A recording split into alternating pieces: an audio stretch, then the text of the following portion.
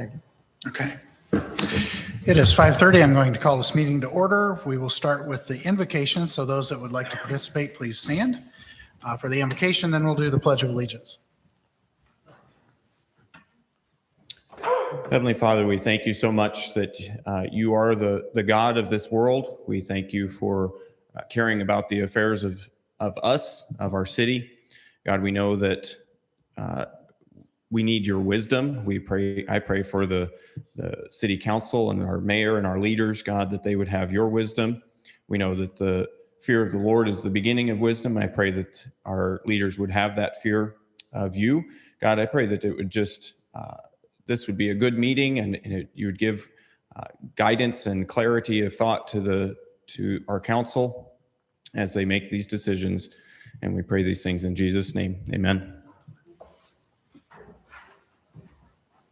I pledge allegiance to the flag of the United States of America and to the republic for which it stands, one nation, under God, indivisible, with liberty and justice for all. You may be seated. Sorry. Chris, take the roll, please. Councilmember Hoffman. Here. Councilmember Dupre. Here. Councilmember Cavanis. Here. Councilmember Reed. Here. Councilmember Galloway. Mayor Foote. Here. First item on the agenda, consent agenda part 1. I'd entertain a motion to accept consent agenda part 1. Second. Any questions or comments? I have one question. Okay. On B2, there's Flagstar Public Funding Corp. It's an interest payment for $75,580.08. What is that for? Which one is that?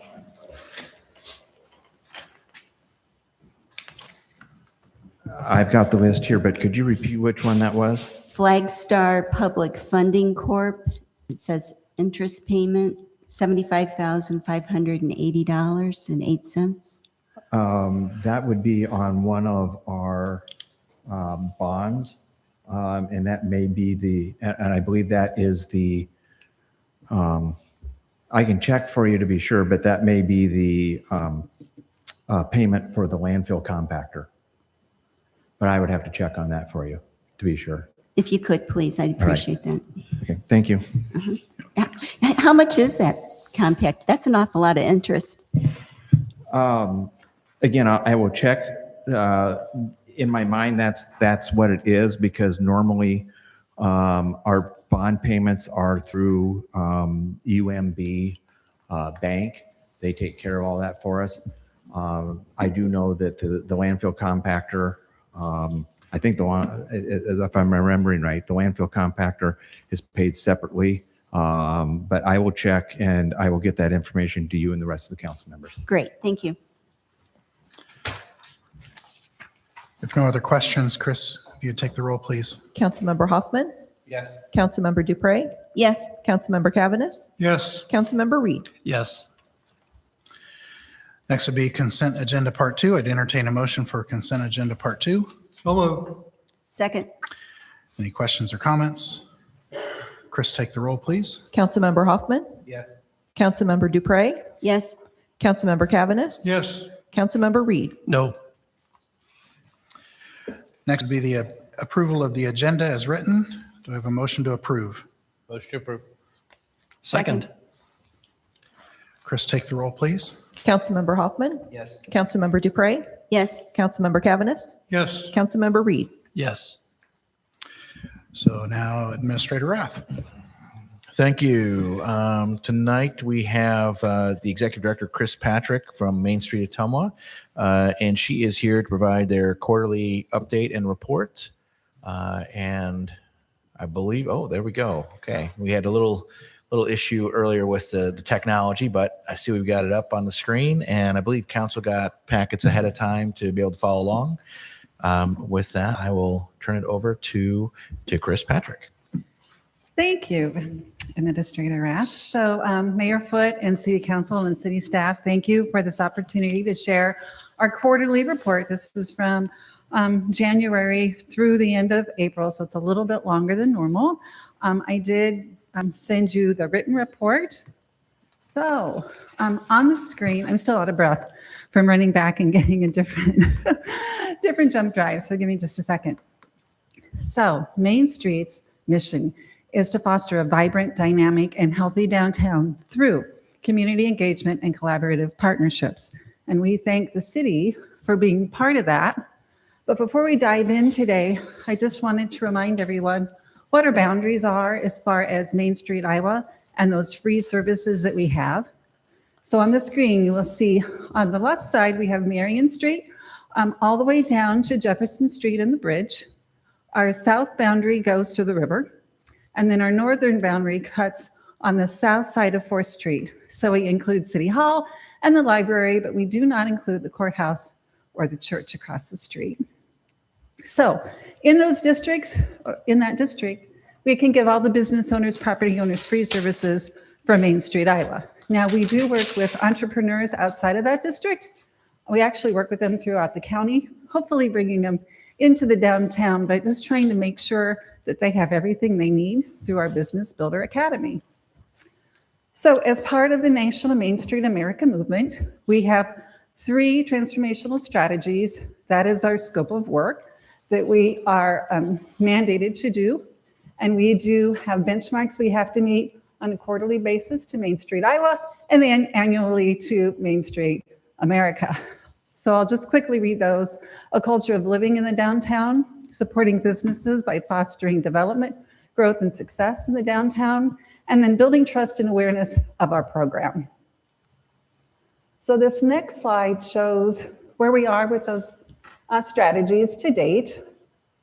So in a culture of belonging, we have increased residents since 2023 by 52 people. So excited about that number. We would like to see that increase, but until we're able to develop more upper story apartments, like the ones that Jeremiah Grooms is doing, we probably will not be increasing that number too much unless we have family growth in those apartments that we currently have.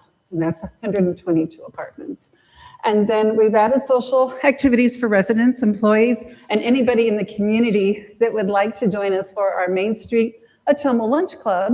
We meet in the last week of each month. We've had 4 so far, and we've had about 14 to 18 people. We have about 8 people that come every time, but the rest of them are people that have the day off or have that ability to come and just network with other people.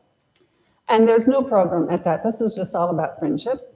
And then promoting free family activities. We have 4 free events annually, the 2 free movies here in Central Park. We also have our Which Way to Maine, the trunk or treat event. And then the last one is our winter events where we have Santa come, we have the snowball drop, fun things for families to do besides shopping. And then business support and growth. We have 5 Business Builder Academy graduates that actually have their business in the district. We're working with the developer, of course, Jeremiah Grooms, on 4 downtown buildings in collaboration with the city, a mall, and then Chris Bowers over at Area 15, and Go Pip. They're always part of the equation. And then we also are displaying available properties on our Main Street Ottumwa website. So anybody that has a property for lease or for sale, we have a page where they need to send us the information and we can publish it for them. And that was how we were able to get some traction on a couple of the buildings, including 131 East Main, through that website. And then finally, for this slide, we've reduced first floor vacancies to 15.7. We're down from 17.6. We have a net gain of 3 businesses, with 1 more opening soon. And then we've had 12 businesses go through Business Builder Academy. So we overachieved this last year. And then we increased property tax numbers in the downtown since 2022 by 5 million. And then social media following, we're really close to that 10,000 mark. So we're doing well. So as part of Main Street, we also manage the SMID money. That is that extra property tax that the people inside our SMID boundaries are paying either $1, $2, or $3 per thousand. And that money is retained in a separate account, restricted money, only for the downtown as far as beautification, maintenance, business recruitment, and a couple other things. You will see AJ and Zach hanging at the banners last week using that lift that we purchased with SMID funding. And this is how we've spent $23,000, and my slide cut up a number. That's $23,963.96. So far, we've actually had the most in our maintenance fund with improving the look of things with the flowers and the plantings. 56,000 went into beautification. We also have economic development. That 3544 that we spent is through Business Builder Academy. And then promotion of the district are those radio ads where we're promoting people from outside of the county and in the county to come downtown and shop. And then finally, administration. Right now it's at 13%, but actually by the end of the fiscal year, that number will be down to 5% because we haven't spent as much money in those other categories yet. And there is Samuel Cantu. We just hired him about 3 weeks ago. He is our downtown green and clean guy. So if you see him, he's a hoot. He's really wonderful. So I hope you say hi and thank him for all the work he's done. Most of the downtown maintenance fund goes to salaries, as you can see by this slide. So if you have questions, stop me. But that's where we are with the downtown green and clean. And here are our updated slides. You see this every time we come here. I want to just note that we have 288 buildings that have been rehabilitated. We're up from 51,000 to 54,382 volunteer hours. And then that equals $1.8+ million when we're looking for grant funding and having to match that. We've also increased our private investment in the district until 38.3%, just up a little bit from last time. And the upper numbers are about the same. We've lost a couple businesses, we've gained a couple businesses. So, and then our downtown residents have increased to 180.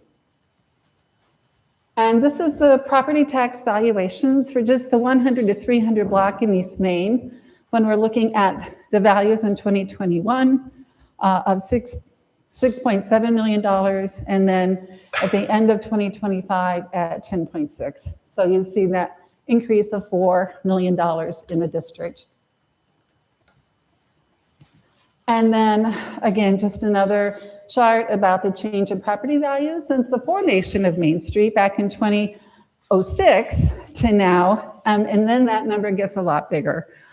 So you'll see it started out at $721,000 and we're now over, well, actually now we're up over that $4 million mark. So quite a jump. And so that really proves that the community, developers, residents, and property owners understand the significance of Main Street in the district and that we are actually helping the people downtown maintain, purchase buildings, and keep their businesses downtown. So still on that business piece, we have 3 new businesses to date in the district: Ohana Grill, Oriental Market, and then New Cara, and they all have opened within that 6-month period. So we're really happy to have them. It's hard to match that 13 businesses in 12 months like we did last year. And then Alondra Navarro, who owns Haven on Main, she was one of our Business Builder Academy students. And she came in last August and she didn't have a building in mind. She didn't really have a business. She said, I'm a hairstylist and I want to open a business downtown. And we're like, awesome. She goes, yeah, I want to open in 2 months.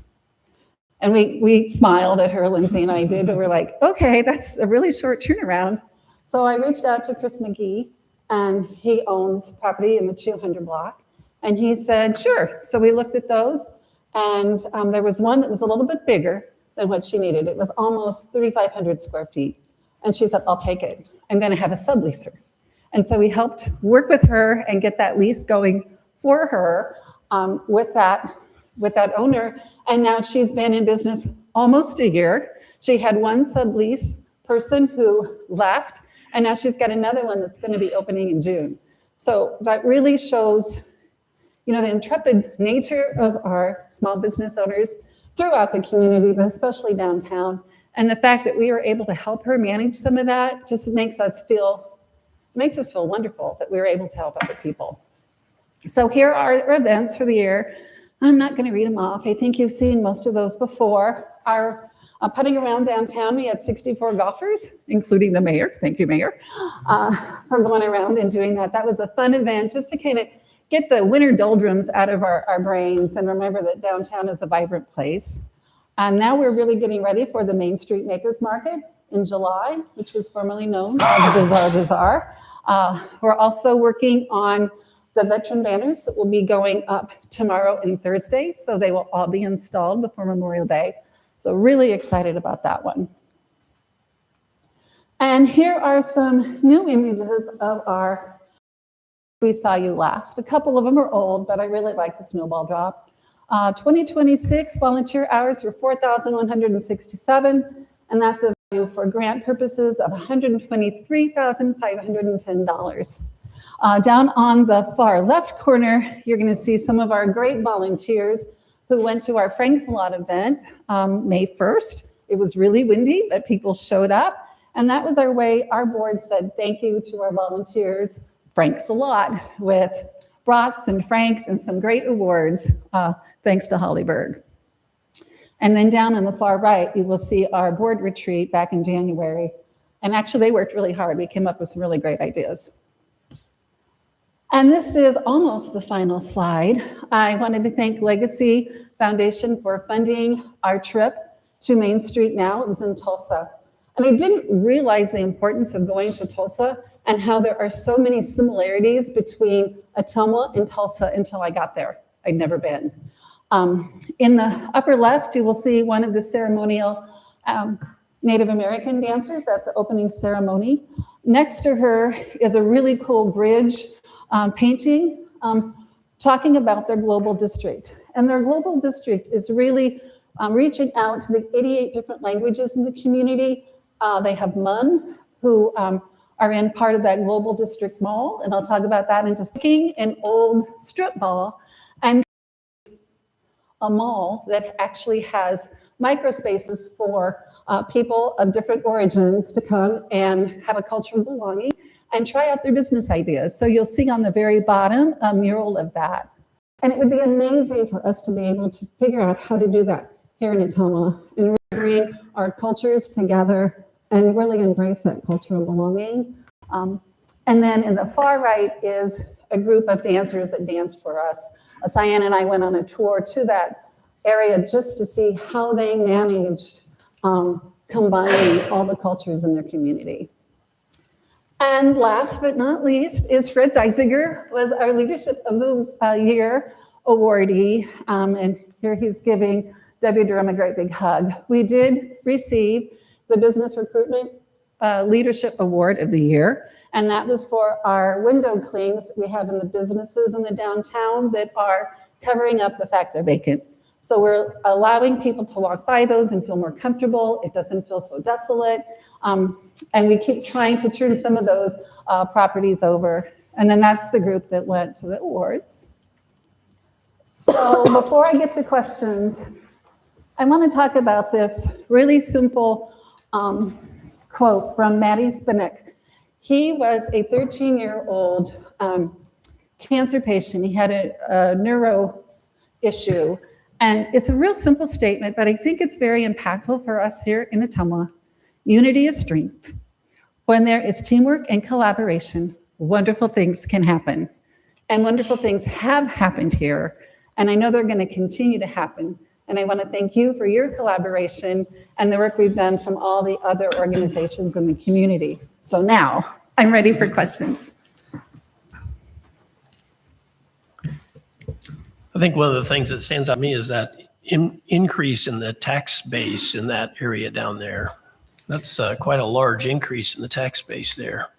It really is. And part of that comes from that $8.8 million worth of grant funding that we were able to get, and that partnership with Legacy that we had at the time where their focus was on the downtown. I'm in the middle of reworking our numbers from 2024 to 25, so I can give you better tax valuations for just that 1 year. We are trying to create a chart where I can go back from 2006 all the way up and really see those increments all the way through. So I'm up to 2022. So I got 4 years. I need to make sure inputted the same way. But no, it's very impressive. I think our volunteers, the community, and Fred Zeisiger did an amazing job doing that. Thanks, Councilman Reed. Thank you. Any other questions?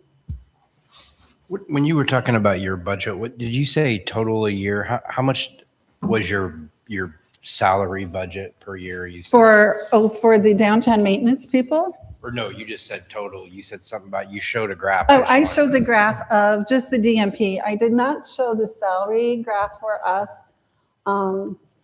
Since we're not quite at the end of the year, I did not include that. But I just can- want to know what percentage of money goes to salaries To as opposed salaries, to events and everything else in a town. I think it's around 30%, somewhere in that area. Okay. And then if is I'm that wrong, I'll let you 30%, know. is that local staff here, or does that include a percentage that goes to like your home office staff or? No, so we give Main Street Iowa no money. No money changes hands between us and Main Street America unless it is a conference we're going to or a training that we've selected to have. So Zach Simonson and I are the only year-round staff. He's there for 25 hours a week, and I am salaried, so I'm there for like 70 hours a week, basically, on some weeks. Okay. And then you were talking about the events. List the events. Let's just take what's one that just happened, Ladies Night Out. Do businesses have to pay to participate into that? Yes, so businesses do, here I was trying to get to that. Businesses do participate, and that's part of the reason those events are free to the public. So we do have to pay for radio advertisement, any other kind of advertisement, Facebook advertisement. So businesses, I believe, for that event, it was $50 with a gift certificate. So they had to pay $50 and a gift certificate to be part of that event. And then that money goes into the drawings at the end of the event. So we're trying to encourage people to come downtown by giving them prizes. But if they didn't get a gift certificate, then they had to do $75, correct? Correct. So how many events do we charge our small businesses for every year? Sure, so we do any retail event, there is a charge. Okay, so out of those events, just give me a percentage. I know we don't want to read them. Out of all of those events, two. 80 Two? Yes, And so the we rest of those are free to the business? pretty much. Just let me look for just another second, Phil. So we have Which Way to Main is free to businesses. A Very Merry Main Street Stroll, they pay for the winter thing, right? Because again, we have prizes. Central Park Cinema is free. Ladies Night Out, they pay for. We just talked about that. Makers Market, any entrepreneur that comes in, it's $25 for a table. That's right. We don't have to read all of them. That's just what I wanted. But for the movies, is there a sponsor? Usually, yes. So the sponsor pays. Correct. So my question is like, say you have a small business downtown, because some of them do struggle a little bit. They do. But hopefully they get better. That's our goal. But what if they don't have the money to participate? Are they left out? I've never come across that. I've never had anybody that came to say, I want to do this event, but I can't afford it. How would we handle that? That's a great question. I think we would probably try and do a sliding scale for them. I can't say that we could give it to them for free because then it's not fair to all the other businesses in the district that are actually paying to participate in the event. And the only reason I'm asking that is I've talked to some business owners, and I know, $75 actually, it doesn't seem like a lot unless you're running a business on a shoestring budget. And I know we can even go into restaurants downtown and we may look like we're selling millions of dollars worth of food, but at the end of the day, the profit's really only like 10%. Right. So those are the reasons for my questions. Is I'm just afraid at some point those businesses, one's just as important as all. Right. I'm just afraid. I just want to make sure that everybody is available to participate. Now, I don't want people taking advantage of it to get it for free, but I want to just make sure that we do have a plan in place to take care of businesses who are struggling to hopefully help them out of that struggle and not leave them out. I appreciate that idea and that comment. And so I know that's something that we're going to be talking at the board meeting tomorrow about. So thank you for that. So actually, that's all I have. Any other questions? I had one. The Main Street Ottumwa lunch for people who are downtown and Yes. Main Street. Mhm. What is the day and time and place? So the next one is going to be in June. I don't have a location yet. It's not been confirmed, so I can't tell you. Okay, But it is the last Wednesday of the month. last Wednesday. So it's always that last week of the month. And how this works is people just go and they buy lunch. So we're actually supporting some of the restaurants in the downtown. Sure. We cannot afford to pay for lunch for, 18 people, unfortunately. But that way, we're also introducing the different kind of restaurants and food in the downtown to the general public. So I kind of like the way that it's actually a business support piece, Sure. even though it's a socialization for our community. So I'm assuming that gets announced on your website? It sure does, and Okay. Facebook.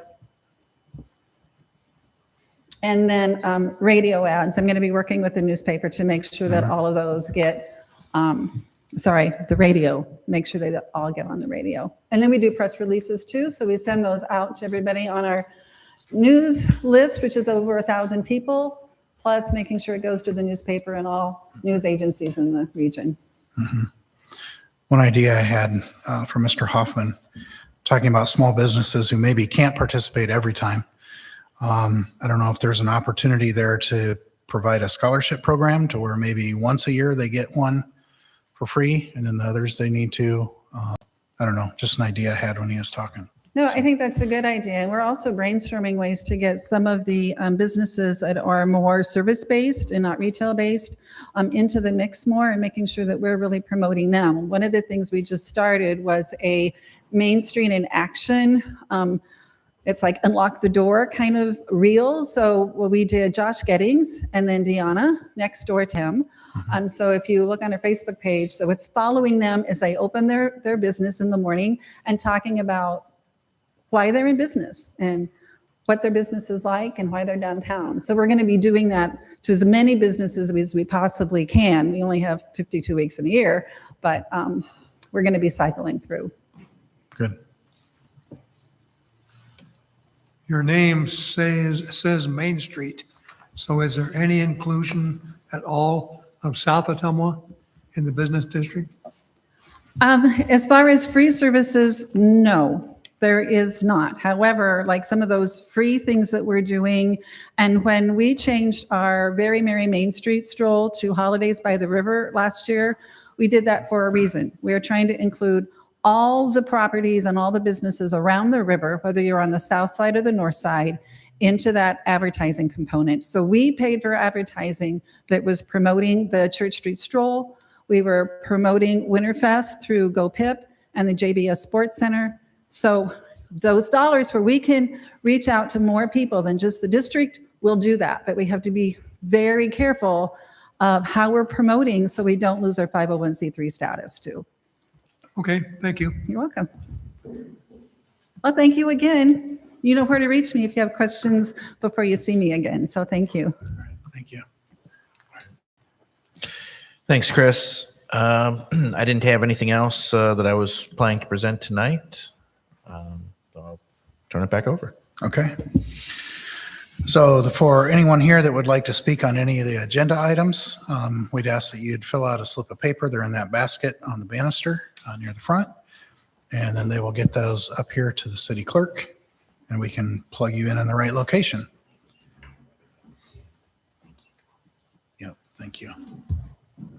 Okay, with that, we'll move to the public hearing. This is the time, place, and date set for a public hearing on the proposed amendment number 1 to the City of Ottumwa fiscal year 2026 budget. So with that, I would declare the public hearing open, and I'll turn it over to Finance Officer O'Donnell. Thank you, Mayor and Council.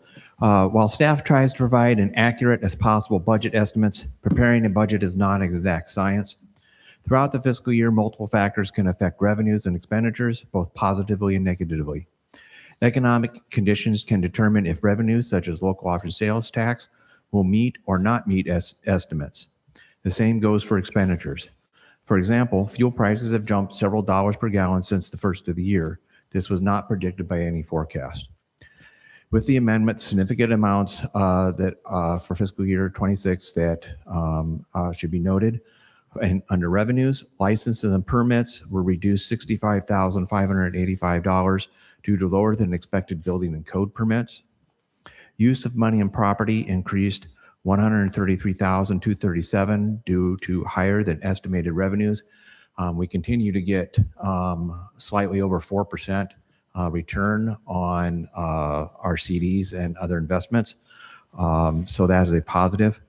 Intergovernmental increased $1,853,119 due to a federal and state grant not budgeted in Fund 301 for street capital projects. And charges for services reduced by $747,010, mostly due to lower than estimated sewer revenues. Any questions on revenues to begin with? When you said the fuel prices jumped, does that affect any of our taxes? It will affect that when we purchase fuel, we do have a fuel station that city vehicles can fuel up at. So we purchase fuel in bulk, so it gets a little bit of a discount in that respect. But when those jump up, then it increases the amount that we then have to pay for the bulk. Additionally, the airport will buy fuel, and I think JD can tell you that when fuel prices started to jump from one day to the next, they increased over $1. So it affects the increases. budget. Yeah, it increases our cost. With the airport, at least we can recover those costs because that is all for resale. So how does that affect the road use tax? How does that affect the road use tax as far as? When the price goes up on fuel, does that affect the road use tax that we collect? It can, because when if a gallon costs $1 and the fuel tax is 5 cents, you get 5 cents. If fuel now costs $2, you get 10 cents. Conversely, what it is because fuel has jumped up so high, people are starting to determine, do I really need to make that trip? Right. So what you'll see when prices spike up is fuel consumption goes down. You might see a little bit of an increase in the receipts for the motor fuel tax. You might see a little bit of a decrease depending on how that all works out. I was asking so the public understands that we're not getting as much road use tax as we would have anticipated possibly. That is possible. Yes. Okay. Thank you. All right. So under expenses, public safety increased $581,507 due to projected wage and salary costs for the fire department. We are carrying 2 extra firefighters while we have a couple of firefighters on extended leave. And so the city council authorized those 2 extras temporarily until those firefighters would leave the service. Additionally, there were additional repairs and maintenance for equipment, vehicles, and buildings in the fire service. One example is that one of the fire trucks dropped a radiator. The cost to replace that radiator was $38,000. So that starts to add up. There was a lot of other equipment and building maintenance that need to be taken care of. The chief mentioned to me before the meeting that we're sticking a lot of money into a boiler to keep it running. Again, these are maintenance things that needed to be taken care of. Under Public Works, contractual services provided for Market Street Landing increased some of those costs, but those costs were reimbursed. That is out of the general fund. We provided engineering and inspection services on that. Legacy reimbursed us 100%. Culture and Recreation, the cemetery building project proceeded slower than expected in fiscal year 25. Those budgeted expenses carried into fiscal year 26. So we were expecting a certain amount in fiscal year 25. That didn't happen, and we didn't. And it got towards past the budget time to enter in a different amount. So what we budgeted and expected in fiscal year 26 increased. The money is still there. So there isn't a shortfall or anything like that. It's just that not everything was expensed in fiscal year 25 like we thought and had to be carried over to 26. That happens with a lot of projects depending upon weather and start dates and other things. In community and economic development, reduced development agreement payments. We have one development payment in TIF where proper documentation has not been submitted. This is at least the second time that this entity has failed to meet the development agreement conditions. And so we have budgeted, reduced that budget amount and will not pay it in fiscal year 26. If they come back in fiscal year 27 and submit all the proper documents, they'll get fiscal year 27's payment, but fiscal year 26 will be missed. In capital projects, projects in several funds have not progressed as estimated. So there is some changes there. Capital projects include everything within streets. And so as street projects are either advancing or not advancing as projected, there are changes in that. And business type activities, this includes the sewer separation project, and the project timeline has been re-estimated. The last one was transfers. There's a transfer from sewer 610 to sewer sinking 611 for debt service payment. I believe we had the revenues, but we didn't have the expenditures like we should. That got missed last year, so this is just rectifying that situation. Any questions on expenditures? Explain the fire department thing again. He's not losing people, right? Was that? No, I thought you well, said what we it had- is we have 2 firefighters that are on extended leave that we don't believe will come back to the service. But because We'll they, be able to replace them, right? He well, won't go down. what it is we have the 2 extra positions that we brought in order to help alleviate some of the overtime. The problem that happened was as soon as we brought those 2 positions in and got them trained up, we had 2 other firefighters go out on extended leave, and so it keeps the overtime rolling. Right. I just missed. I didn't want to like somebody comes back and then he loses. I want to make sure No, we we're keep it. not reducing not reducing the original authorized number. What we will do is reduce once the other firefighters leave the service, the 2 extra ones will fill those positions. So they'll go back to the original authorized number. Well, right. But you'll still have what you need, right? I mean, just to make sure it's in my mind, I want to make sure So- we're not taking 2 away.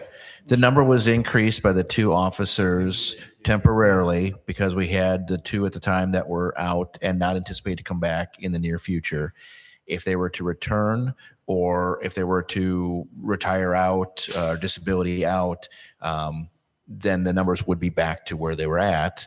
Alternatively, the city council could decide to permanently increase the head count to, and then we'd fill if those people were to not come back. Well, Thank I you, think Administrator Bennett. permanently I was a little increasing the confused on headcount is that, something so. we need to look at because in the future, what if we got in that same position again? I know we don't have to talk about that tonight, but I just, we can't really get into the details, but it's expected that the 2 that are out on extended leave will not return to the service. So basically, we're still down 2. No. Kinda. Because we okayed 2 How many? to cover those. But what I'm saying is I would like to keep the 2. Right. Those 2. We're paying for So 2 we people have an to do one authorized job. head count of 29 people in the fire department. With the addition that council approved, it was temporarily moved to 31. So our goal is whether we know we've got some retirements coming up. We also know that we've possibly got some firefighters that will not be returning to service. When those happen, because we right now have 31 people on staff. There are 29 active right now with 2 people out on extended leave. The intent would be to get back to our authorized headcount of 29 if there were additional that are needed due to service related or whatever, that would come back to council to approve that authorized headcount during another budget. My point was is maybe we could keep him at 31 even when they do come back, so he has extra and more. That was what I was thinking. That's a decision the council will have to make at the time. Right. And so just to clarify, when we're talking about having the 31 authorized head count, there are at least 2 that are not able, they're out on injury leave, and they're getting paid as if they're working. So we're paying for 31. Right. No, just for the public we're paying for 31, but only 29 are actively working. Correct. If I could just real quick, a couple things. One is to understand while that overtime, it's not just people being off from injury. That overtime occurs when somebody takes vacation. That overtime occurs every time we have a structure fire in the city of Ottumwa. every time because we have to call people back so we have the proper amount of people on scene to extinguish that fire, as well as still having people at the station to respond on other incidents that occur while we're at that fire. And something else I know that Mr. O'Donnell brought up, but I think it's really important to understand that some of these things where we talk about maintenance with the fire department, understanding when I got there was equipment that had been broke for months, if not years, that was not repaired, and building facility issues that have not been repaired. And I spoke with Cole and I spoke with Mr. Rath about that. What ended up happening is, I don't know if it was due to the lack of strategic focus or vision or foresight in operations of a fire department, but the can continued to get kicked down the road. We have, and Mr. O'Donnell brought up, there's a boiler in the basement, which is literally a ticking time bomb on 2 levels. One, when it breaks, we're not going to be able to fix it. And 2, if it breaks the way we're afraid it'll break, it would level the building. We have left things go infrastructure-wise, equipment-wise, in that organization, the fire department, which I'm now as the fire chief, trying to fix. And so just to understand that the being over budget is not due to being frivolous or not using taxpayer dollars appropriately. It was things that have been left go for a very, very, very long time. Thank you. Just for clarification, when I said that, I'm on your side, right? That's what I was agreeing with. No, I understand that, but Yeah, I think there's some. I'm for moving the head count up, and I'm for making those repairs. So I just didn't know, like, I'm fighting for you. No, I understand. I just think there was some. I felt that I needed to give council some explanation, so there's an understanding of what the situation has been. Thank you, though. Chief Canto, regarding the machine that had a radiator failure, I think that's what you said.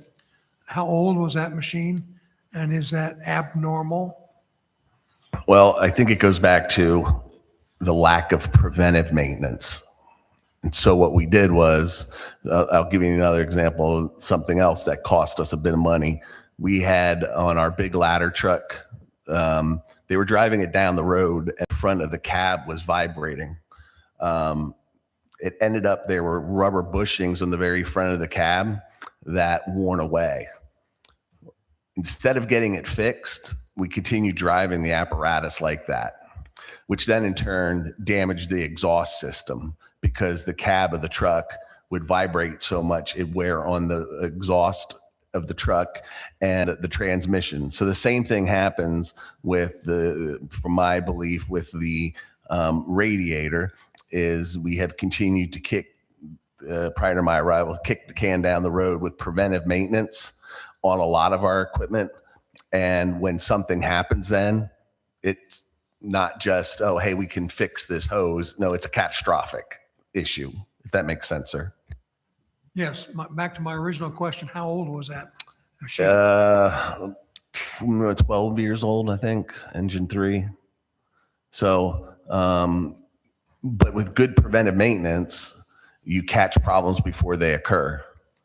And I think, again, organizationally, we were not doing preventive maintenance because that costs money. But then in the long term, for example, another issue was very expensive for the department in the city. We had tires on fire apparatus that were over 10 years old. We might not say that's important, but when you're driving an $83,000 pound piece of fire equipment down the road, it's just like a DOT truck. The tires have to be replaced. They were way out of time. And if something happens, we could be held liable. These are the kind of things that increase and make budgets out of whack. So who's responsible for maintaining or observing maintenance on your trucks? So right now, we have one of the assistant chiefs is responsible for logistics, which includes buildings and equipment, including the apparatus.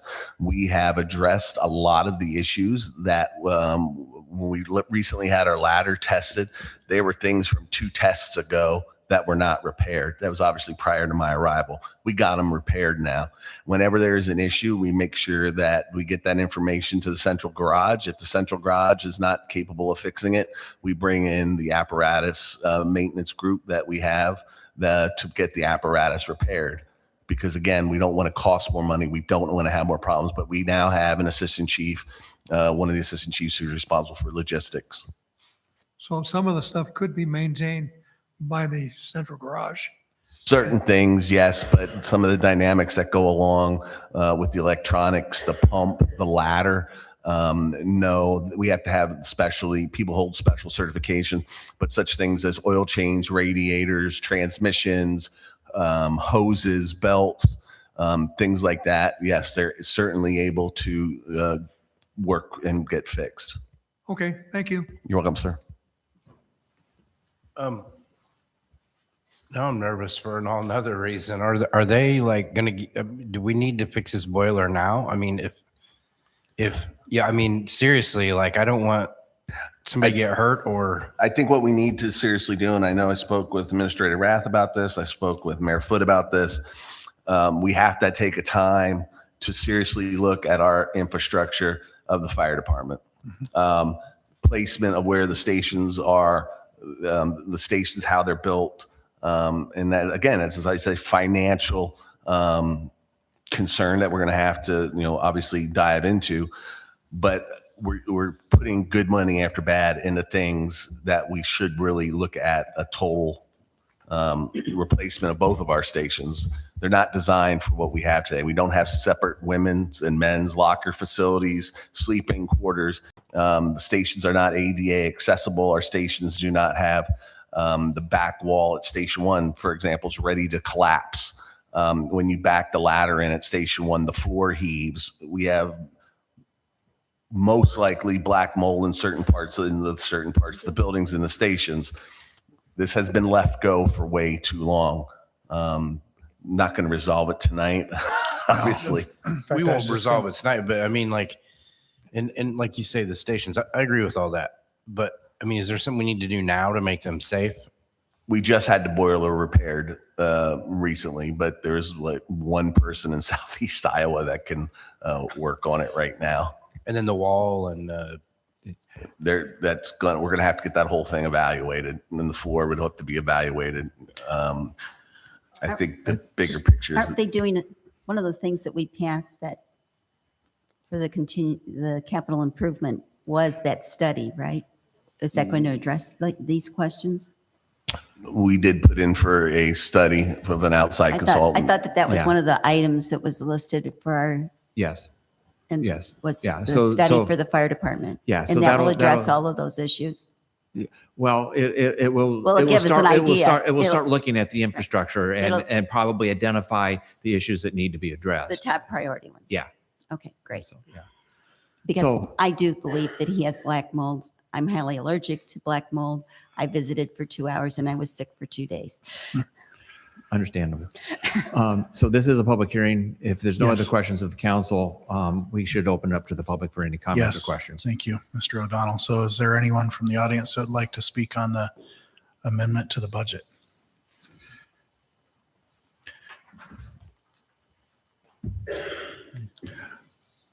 Is there anything else, Mr. O'Donnell? No, sir. Okay, with that, I would entertain a motion to close the public hearing. So moved. Chris, take the roll, please. Councilmember Hoffman? Yes. Councilmember Dupre? Yes, Councilmember Cavaness? Yes. Councilmember Reed? Yes. Resolution number 103, 2026, approving amendment number 1 to the City of Ottumwa's fiscal year 2026 budget. Recommendation pass and adopt resolution number 103, 2026. Motion to approve? motion to approve. Any other questions? Chris, take the roll, please. Councilmember Hoffman? Yes. Councilmember Dupre? Yes, Councilmember Cavaness? Yes. Councilmember Reed? Yes. This is the time, place, and date set for a public hearing approving the plan, specifications, form of contract for the Minneopa Grace Asbury Reconstruction Project and awarding the contract. So with that, I would declare this public hearing open and turn it over to City Engineer Bergmeyer. All right, thank you, Mayor. So this project will consist of a full depth, full width concrete reconstruction. There'll be new storm sewer installed. The sanitary sewers have been lined on these streets. A new water main was installed last year ahead of the projects. Bids were received and opened by the city of Ottumwa on May 6th. We received 3 bids, and the lowest responsible bidder was TK Concrete of Pella, Iowa, in the amount of $1,050,065. The bid tab and plan holders list are included. It's got a quick presentation on the streets.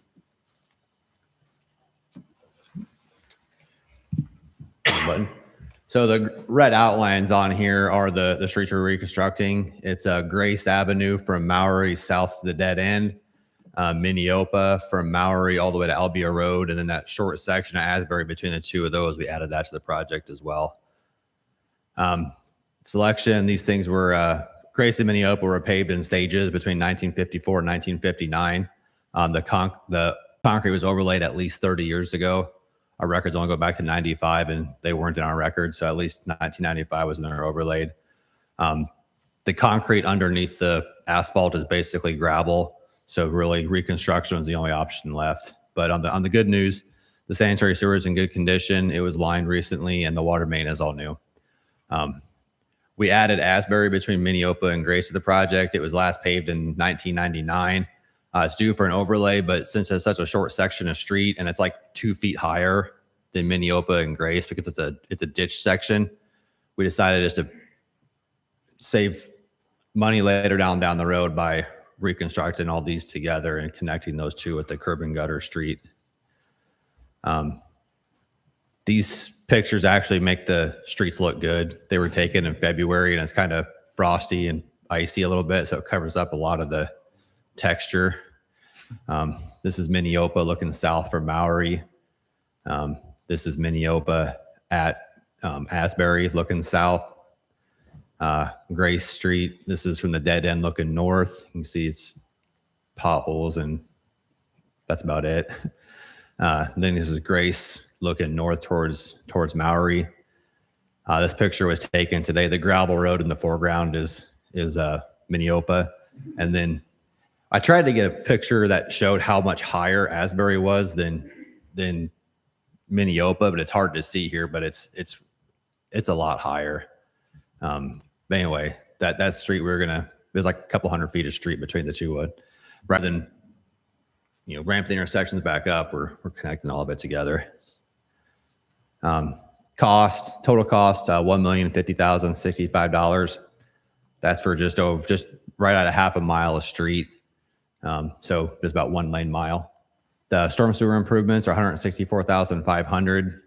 The reason these are higher than normal. Normally these aren't this high. We'll just reuse the intakes that are there. But on Maury and Grace both, it's pretty steep from Maury to Minneopa and Grace.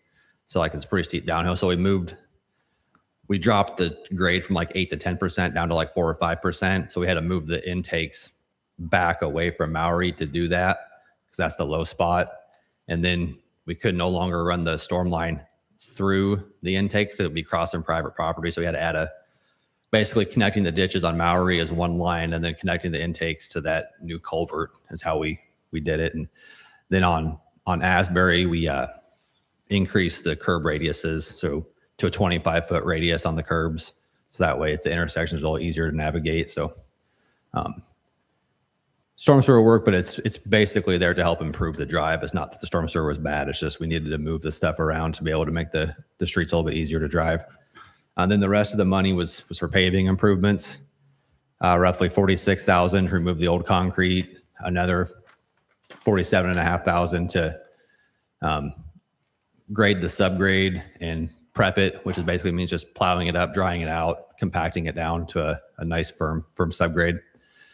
Then $135,000 to put rock and subdrains on there. Again, this is a really flat street. I think that's why it's in such bad shape is that water just sits in there and has nowhere to go. So the drainable subbase and subdrain will help that. The actual paving of the streets and sidewalks and driveways is right around $550,000 for the placing the concrete down. And then the other $105,000 is just miscellaneous stuff like traffic control, mobilization, survey work, topsoil seeding, manhole adjustments, stuff like that. So think that's everything. I didn't see much for sidewalks on some of those streets. There's not. There's sidewalks here on Grace. I don't think there might be like a few lots that have sidewalks on Minneopa. I don't know if I have pictures of that or not. No, there's a little bit of sidewalk there by the mental health center, but no, there's not sidewalks lining the whole street, and we Okay. usually don't add sidewalks. So, Thank you. yep. So you're just replacing the sidewalks that you take out? Yeah, we replace the sidewalks there. The way city code's written is that we'd have to assess the property owners for the sidewalks if we added sidewalks. And Gotcha. I think, frankly, most people would rather not have a sidewalk because it's something to shovel. So, So in most neighborhoods, not all. these streets look pretty narrow. Is there alleys for people to get into? There or- is not. So parking will be an issue. That's one reason we put all these streets together, is because we were afraid if we split these streets into different projects, we'd have contractors fighting over who gets to go, and then there'd be nowhere for anybody to park. So we split this up into a lot of smaller stages in order to give people a reasonably close place to park and not to have a street closed down for a long time. We also have them do like the storm sewer work at the ends of the block before they tear the whole street out to keep people in their houses longer. So it's being done in stages? yes, And yeah. how approximately how long is this project going to take? I think we have 120 working days for this, and it's in 4 stages, I believe. I think it's in 4 stages. Minneopa is split into 2 stages. Asbury is its own stage. I think it might be 5 stages. We might have 2 stages on Grace. There's a chance, depending on how things work out, we might have to either close Maury or make it one way or something, because I just don't think there's places for everybody to park if we don't. So something that might be coming this I summer. wouldn't want to be you. Yeah. Well, it'd just be for the stages where we're working, Yeah. from Maury to Asbury.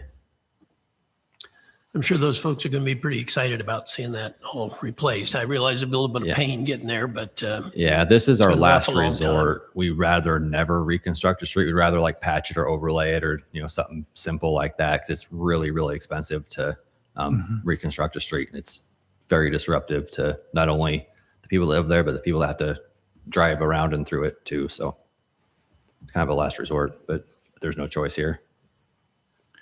We had talked about the last time it was overlaid, and if that's beyond our records, then if I remember right, it was 86 or 87. So I remember being in high school when it happened.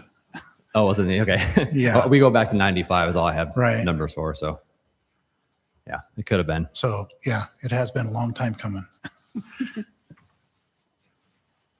Any other questions? This is a public hearing. Is there anyone from the audience that would like to speak on this?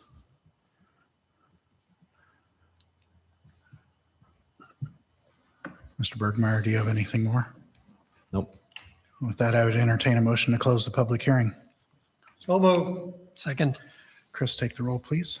Councilmember Hoffman. Yes. Councilmember Dupre. Yes. Councilmember Cavanis. Yes. Councilmember Reed. yes. Resolution number 112, 2026, awarding the contract for the Minneopa Grace Asbury Reconstruction Project to TK Concrete of Pella, Iowa, in the amount of $1,050,065. Recommendation pass and adopt resolution number 112, 2026. Is there a motion to approve? Move the Motion, recommendation. second, Chris, take the roll, please. Councilmember Hoffman. Yes. Councilmember Dupre. Yes. Councilmember Cavanis. Yes. Councilmember Reed. yes. This is the time, place, and date set for a public hearing approving the plan, specifications, form of contract for the Oxbow Lagoon Trail behind Church Street project and awarding the contract. So with that, I would declare the public hearing open and turn it back over to Mr. Bergmeyer. All right, thank you, Mayor. So the Oxbow Lake Trail project was a resurfacing project for 1,150 feet of asphalt trail behind Church Street. Around 650 feet was to be completely reconstructed, with the remaining 500 feet to have just a 2-inch resurfacing. Bids were opened by the city of Ottumwa on May 6th. 1 bid was received, and the lowest responsible bidder was Norris Asphalt of Ottumwa, Iowa, in the amount of $120,628.80. This was more than we had expected and more than what the budget allowed. So we are going to work with the contractor to decrease the scope of work. We plan on only redoing the full depth section along the south that's outlined in red here. What the contractor explained to us was that because of the height difference, which you'll see in a couple pictures ahead of time, there's a significant height difference between the trail and the parking lot next to it where all their dump trucks would have to go. And the mill they were going to use on this section won't reach the dump truck. So they have to double handle everything, not just for the mill to mill it off, but also double handle the asphalt when they're putting it in there too. So didn't expect that. And like I said, we're going to try to decrease the scope of work and only do the section that's full depth. Will this be kept the same width? Or No, will it we're be going widened? to, so it'll be the same. So the section to the north, the reason we were going to overlay with this project was to keep kind of the same maintenance schedule. That way, 30 years from now, we'd have to just overlay the whole thing and it'll all be, pretty much the same condition. But the section to the north that's in good condition is about 10 feet wide. The section that we're overlaying or that we're reconstructing is anywhere from like 5 feet wide to 8 feet wide. I can just go into the pictures here. This is what it looks like. We don't know who did this or when it was done. Nobody can remember. I think it was a while ago. Like you can look at it. It's fallen. There's nothing to save here. This is falling apart. It comes in and out from the wall. This is looking where it comes out on the south side and curves up to the parking lot. You're kind of looking towards Highway 34 in all these pictures. We're just kind of starting at the curb and then going down the road. So what will the primary width be? When we redo it, it'll be 10 feet wide. Okay, thank you. So again, you can kind of see the retaining wall there too, where it comes up from the trail to the parking lot. Some information, this kind of answers your questions here. Not knowing when the trail was originally paved, full depth reconstruction is needed, as you can tell from the pictures. We're going to make the trail ADA compliant, which we're going to reduce the cross slope to 1.5%. Right now it's anywhere from 0, which is not acceptable because you get ponding and ice on it, to anywhere like close to 10% on some of it, which is again, not acceptable because it's 10% towards the water. So we're going to reduce the cross slope to 1.5%. We're going to widen the trail to 10 feet wide so it can be wide enough for 2 bikes to meet on it. Existing, I said, is only 5 to 8 feet wide. And then the construction costs for this are being reimbursed by the Trails Council. So that's it. Any questions? When are you projecting to do this? We want to get started next month. So they have a deadline on when they have to use their money. So Norris is in town right now. Hope to get all the paperwork in my hands for the June 2nd meeting and then have them start right on it. I had a finish date of June in there so we could get all this paperwork processed and make sure they don't lose their grant money. So will this take it all the way up to Wapello Street Extension or not? No, this just replaces the section that's already there. There's like this is what we're calling phase 1, is to relay this section that's in bad shape. We have a phase 2 that's going to go from Milner around, like connect the trail on Milner Street around to Wapello Street Extension. And then the third phase, which is logistically very difficult to do, will be connecting this project here with the one towards Wapello Street. But there's a lot of property owners to work with, and it's congested back there. So, but the long-term plan is to connect it all together. So the overall project, phase 1, 2, and 3, how long will that take? I think phase 1, like I said, will be done in a couple months. Phase 2, hoping this fall we can get close to being done, maybe more likely next spring. I don't have a timeline for phase 3 to connect from Milner Street to Church. That's Okay. a thank you. long-term thing. Is that due to some of the property owners in that phase?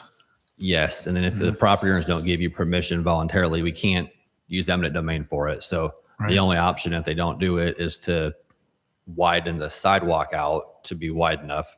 But then you have problems. People come in and out of businesses and there's a bike trail in front of their property.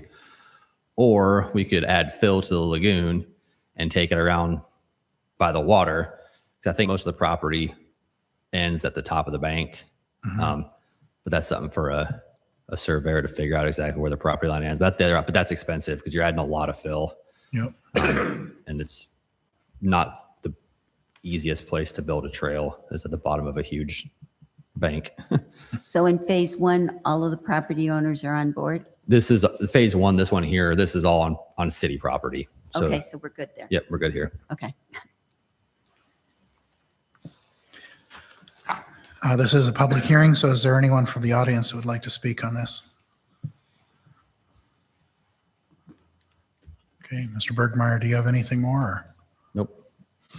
With that, I'd entertain a motion to close the public hearing. So moved. Second. Chris, take the roll, please. Councilmember Hoffman, Yes. Councilmember Dupre, Yes. Councilmember Cavaness, Yes. Councilmember Reed. Yes.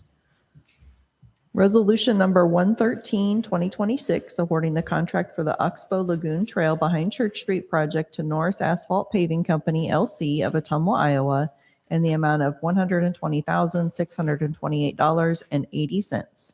Recommendation pass and adopt resolution number 113, 2026. Is there a motion to approve?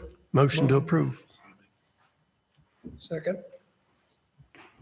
Chris, take the roll, please. Councilmember Hoffman, Yes. Councilmember Dupre, Yes. Councilmember Cavaness, Yes. Councilmember Reed. Yes. Ordinance number 3258, 2026, an ordinance repealing and replacing Chapter 14, Article 1 of the Municipal Code of the City of Ottumwa for the purpose of better defining the authority of the Ottumwa Fire Department. Recommendation passed the second consideration of ordinance number 3258, 2026. Is there a motion to approve? Motion to approve. Second. Chief Canto. Good evening, Mayor, Council, Administrator Rath. Again, just to give a brief overview of this, originally under Chapter 14 of the Code of Ordinances within the city, there was establishing the structure, the authority, and the operational guidelines for the fire department, very similar to what Chapter 28 does for the police department. At some point, we don't know when, but that was actually removed, resulting in an absence of our locally adopted framework specific to the department. So this evening, I'm just asking for your approval of the second reading of this edition.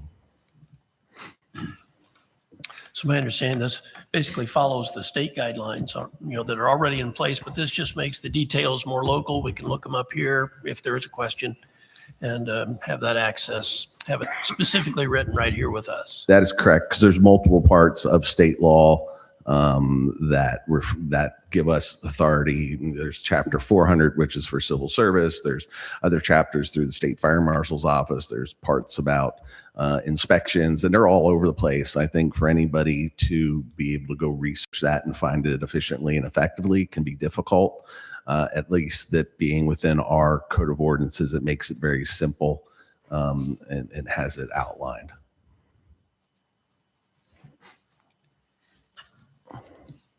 Any other questions? Okay, Chris, take the roll, please. Councilmember Hoffman, Yes. Councilmember Dupre, Yes. Councilmember Cavaness, Yes. Councilmember Reed. Yes. Thank you. Thank you.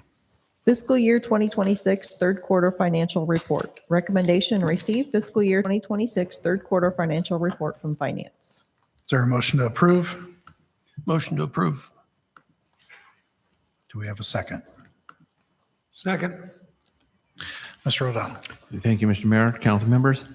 As a reminder, fiscal year 26 budget was adopted with a projected shortfall in the general fund of $469,685. During a review of the proposed budget, staff reported that while all departments are budgeted at their full staffing levels, there are always open positions that could allow for the shortfall to be covered. To ensure the shortfall would be covered, council is to receive quarterly reports. In the general fund,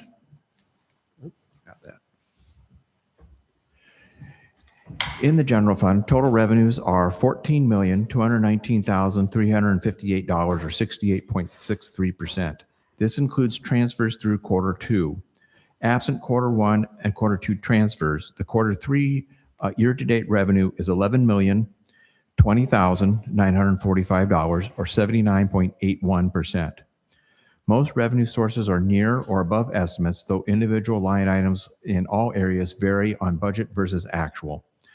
Three areas to continue to be significantly below estimates: licenses and permits at 56.38, intergovernmental at 55.50, and other sources at 47.12.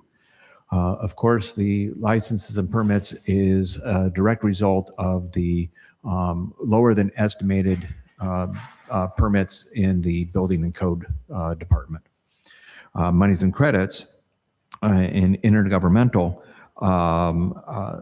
we get a money and tax credit from the state. We received in fiscal year 26. However, the city's auditors had it credited to fiscal year 25 as the revenue was earned in that fiscal year.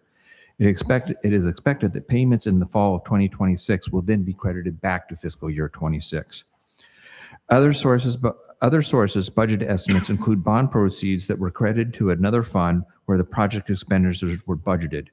Use of money and property exceeds Q3 estimates as certain timed investments mature.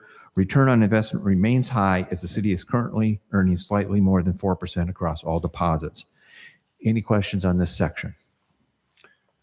It's interesting to me that something can be, after the budget is done, fiscal year's closed, there can still be adjustments made in it. That's the modified accrual that we are under, that most cities will operate as well.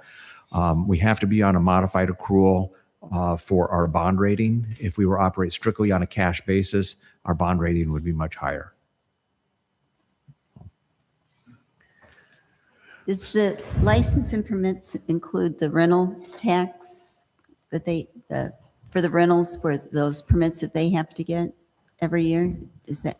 Yes, the license and permits will includes the rental housing permits as well. Yes, and those I believe are slightly under budget, but when we did the Q2 report, there was hardly any activity in it. So Right. those have come in, and again, I think it's slightly under budget. Do you think people just aren't pulling permits, or do you really think that it's just the economy and people aren't doing I work think that requires the permits? I think the majority of it is the economy, and people just aren't doing some of those repairs. But then also what we're in right now is spring. That's going to have hopefully a good run here for a while until the end of the fiscal. Correct. Typically, the building permits, again, pick up in the spring when the weather gets nicer, of course. So we're hoping that we can come closer to that projection. But the distance that we're behind right now, I don't think will be made up in Q4. Okay. When we look at a quarter-to-quarter comparison, it continues to demonstrate a cyclical nature of revenues. You can see that only use of money and property tends to have that general upward trend in each quarter. That is largely due. I can point that one out up here. So that's money and property there. That is largely due to the timing of investments. We have a lot of investments that came due within that third quarter. What you should see in future years is something similar, because as they mature, we go out for bids, get them back into CDs that generally will mature at a similar date. So you should see that trend continue. What you may see in money and property is that the fourth quarter declines a little bit, because we're not having as many of the timed investments mature and receiving those interests. Right?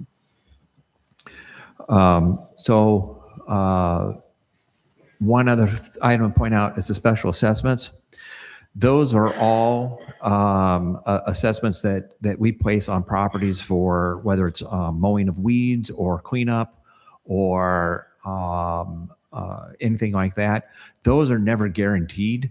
The fact that we are way over budget on those by, we're at 106%, 107% of our estimated revenues, even though it's only $21,000, but I know we've gotten at least one more in with the last property tax payment. So that will continue to increase. That is a good news, meaning that we are starting to recover some of the funds that we expend on those services. We budgeted hundreds of thousands of dollars or hundred thousands of dollars towards cleanups and mowing that we end up never recovering. So the fact that we're starting to get some of that back in is a positive. Yes. Any questions? Okay. When we move to revenues for all funds, total revenues excluding transfers for all funds are close to total estimates at 74.88%.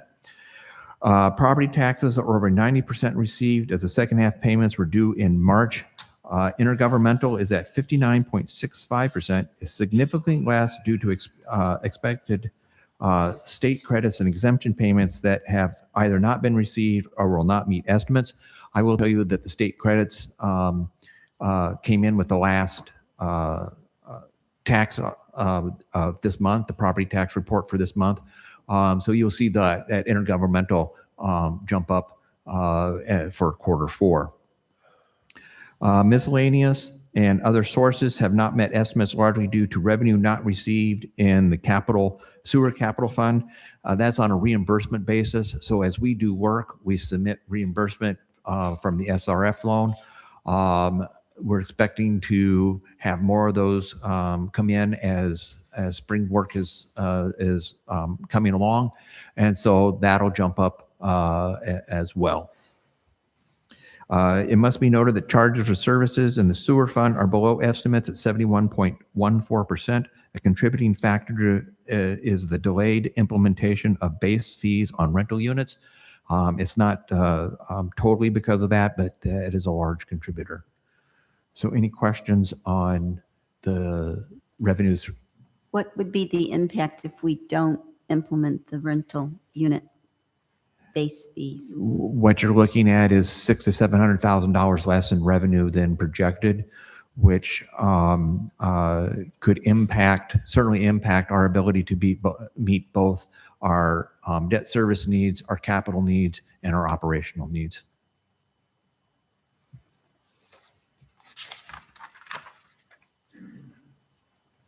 Any other questions? So what's been the impact, maybe I'm asking it in the wrong spot, of that 1.8 million that came in that seemed to be unexpected? That should have. Yeah, well, quite that helped. was, those were for which streets? In 301? There They're was a state grant specifically and a federal just grant. streets. Mary Street. Yeah, those were for Mary Street. Okay. So Specifically for that. yeah, so what it did was it helps us stretch the money that's already there, right? So it allows Public Works Director Bergmeyer to be able to program some additional streets either in this year or in coming years. Good. So when we look at all revenues, all fund revenues from quarter to quarter, only two sources, other city taxes and charges for service, show consistent receipts across all three periods. So there is use of money and property, and there is, maybe I'm looking at it differently. But you have intergovernmental, you have use of money and property again, and I'm thinking, maybe I did. If I put nope, that is the right one. But you don't really see a consistent, I'm sorry, here's what it is. Other city taxes, consistent, quarter to quarter are about the same. Charges for services are about the same quarter to quarter. You would expect charges for services because those tend to remain consistent. Those includes the garbage fees. Those include the sewer fees. Usage tends to remain the same, that especially with the garbage fees, because it's charged out per household and our households don't change that much. Other city taxes, that includes local option sales tax and includes hotel motel tax and includes the utility franchise fees. There could be some fluctuations in those because it tends to be that local option sales tax after Q2 tends to drop because everybody's gone through Christmas and everything else. You also will see that electric franchise fees tend to diminish a little bit, but then gas franchise fees increase slightly, and that helps to keep those at a level pace.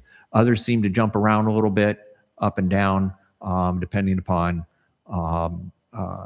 what's happening and timing of different payments.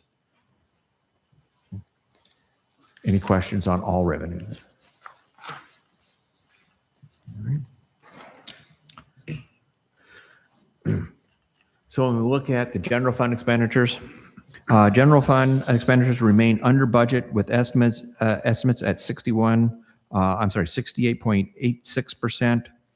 At 3/4 of the fiscal year, it would be expected that expenditures would be closer to 75%. A review of individual line items did not indicate any anomalies. Certain line items are closer to or above expected percentages where others are less. To overcome the shortfall, expenditures needed to be no greater than 97.78% of budget and revenues meeting estimates.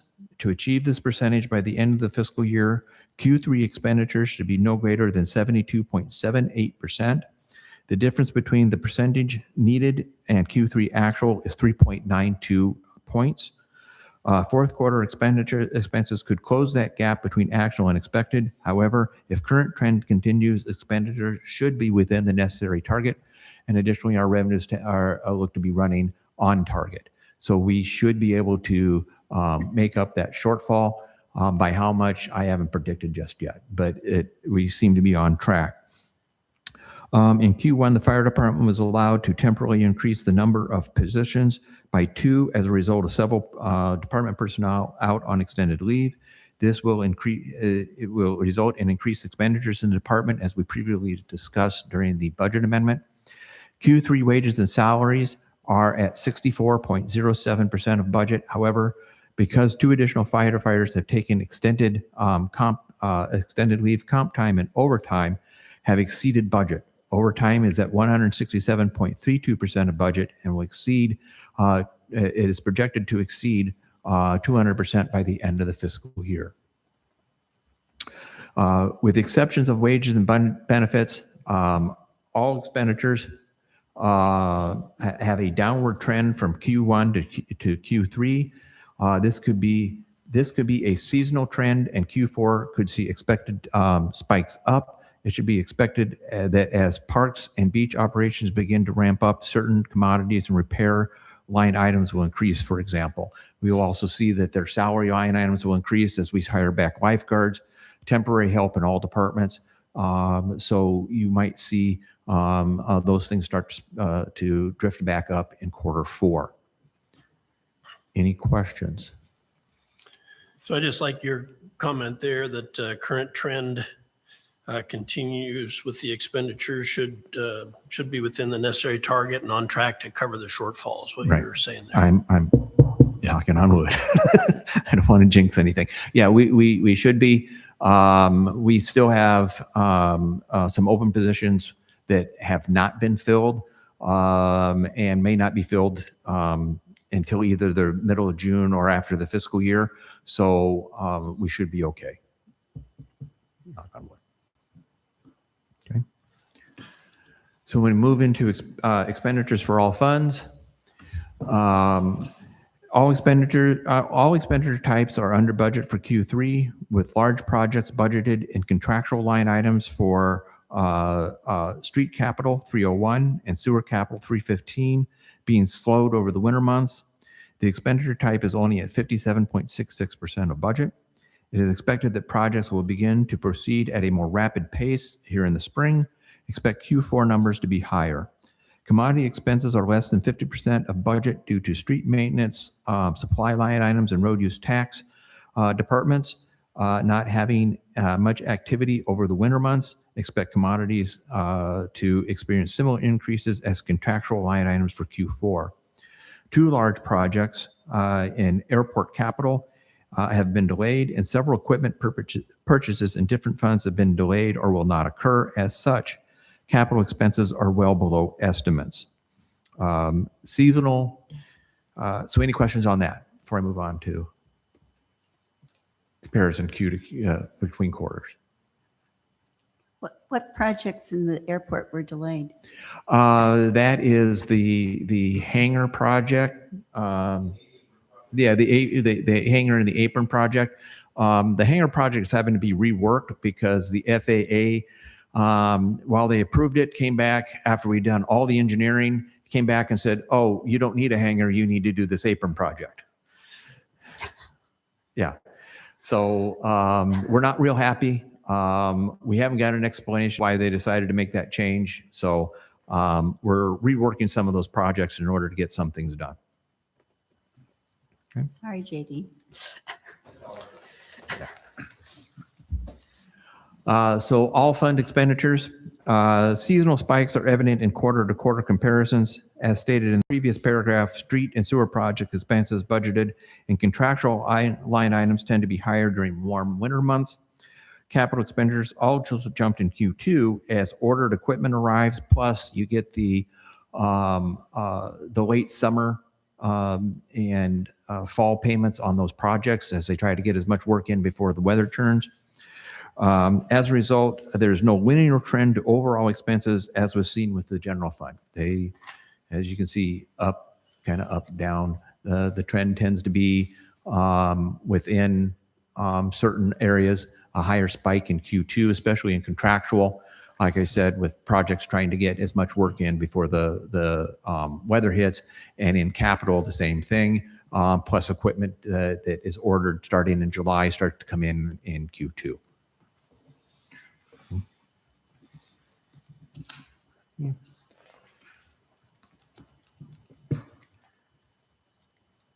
So last we have is our programs. All but 2 programs are under budget. Culture and recreation includes cemetery building project, with that project at near or full completion.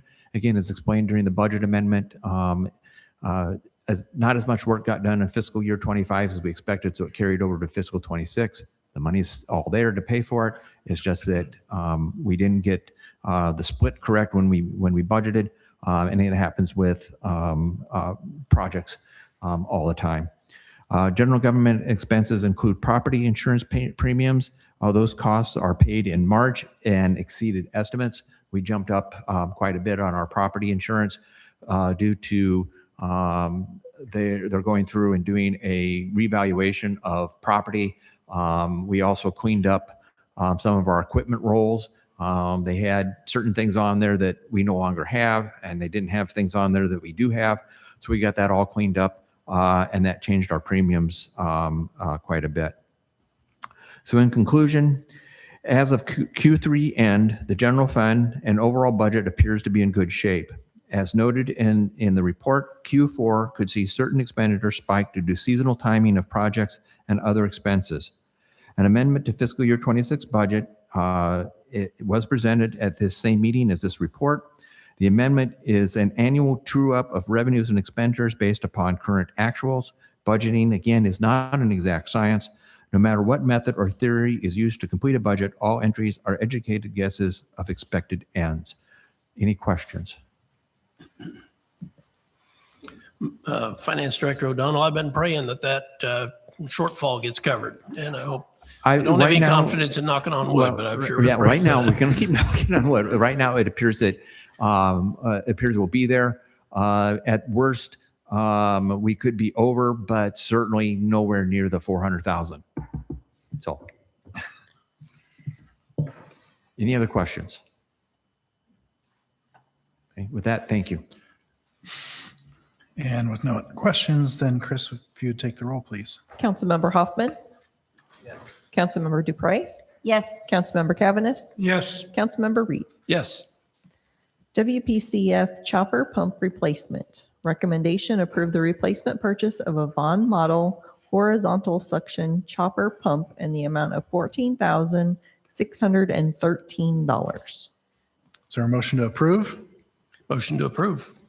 Second. Mr. Lloyd. Mayor and council, Chris, you could say that better than what I could. This is for a purchase of a Vaughn horizontal chopper pump. We use that chopper pump to circulate, also to chop material that goes through. It wears very quickly. It might have 5 years in it. The last one we had did not. We try to keep one on hand. We do not have one on hand as of right now. That's why we're actually recommending this purchase. It's $14,000. We were looking at wanting to get something better, but that's about 4 times the cost. We're not sure if we can get 4 times the use out of it. So, but we're still looking at those options. Seems essential that you have a spare on hand With this one, it is with a 3-month delay on getting one. correct. So there's only one chopper pump at the plant?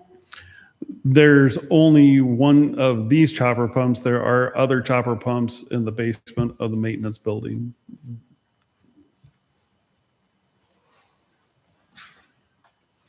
Does that mean you don't want to use them?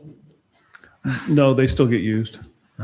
Okay, well, you said they were old in the basement, and I didn't know what you were talking about. Those chopper pumps actually go from our primary clarifier and pump out. This one is actually for our anaerobic digesters. Okay. And how long is it going to take to get this pump chopper? About 3 months. About 3 months. 3 months. You can survive with that time frame? We can if the pump still holds the way it's going. Okay.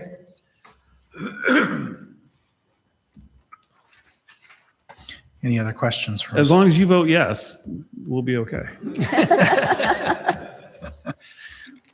So Well said. if it has to be changed, do you guys do the changing or do you have to hire someone to do that?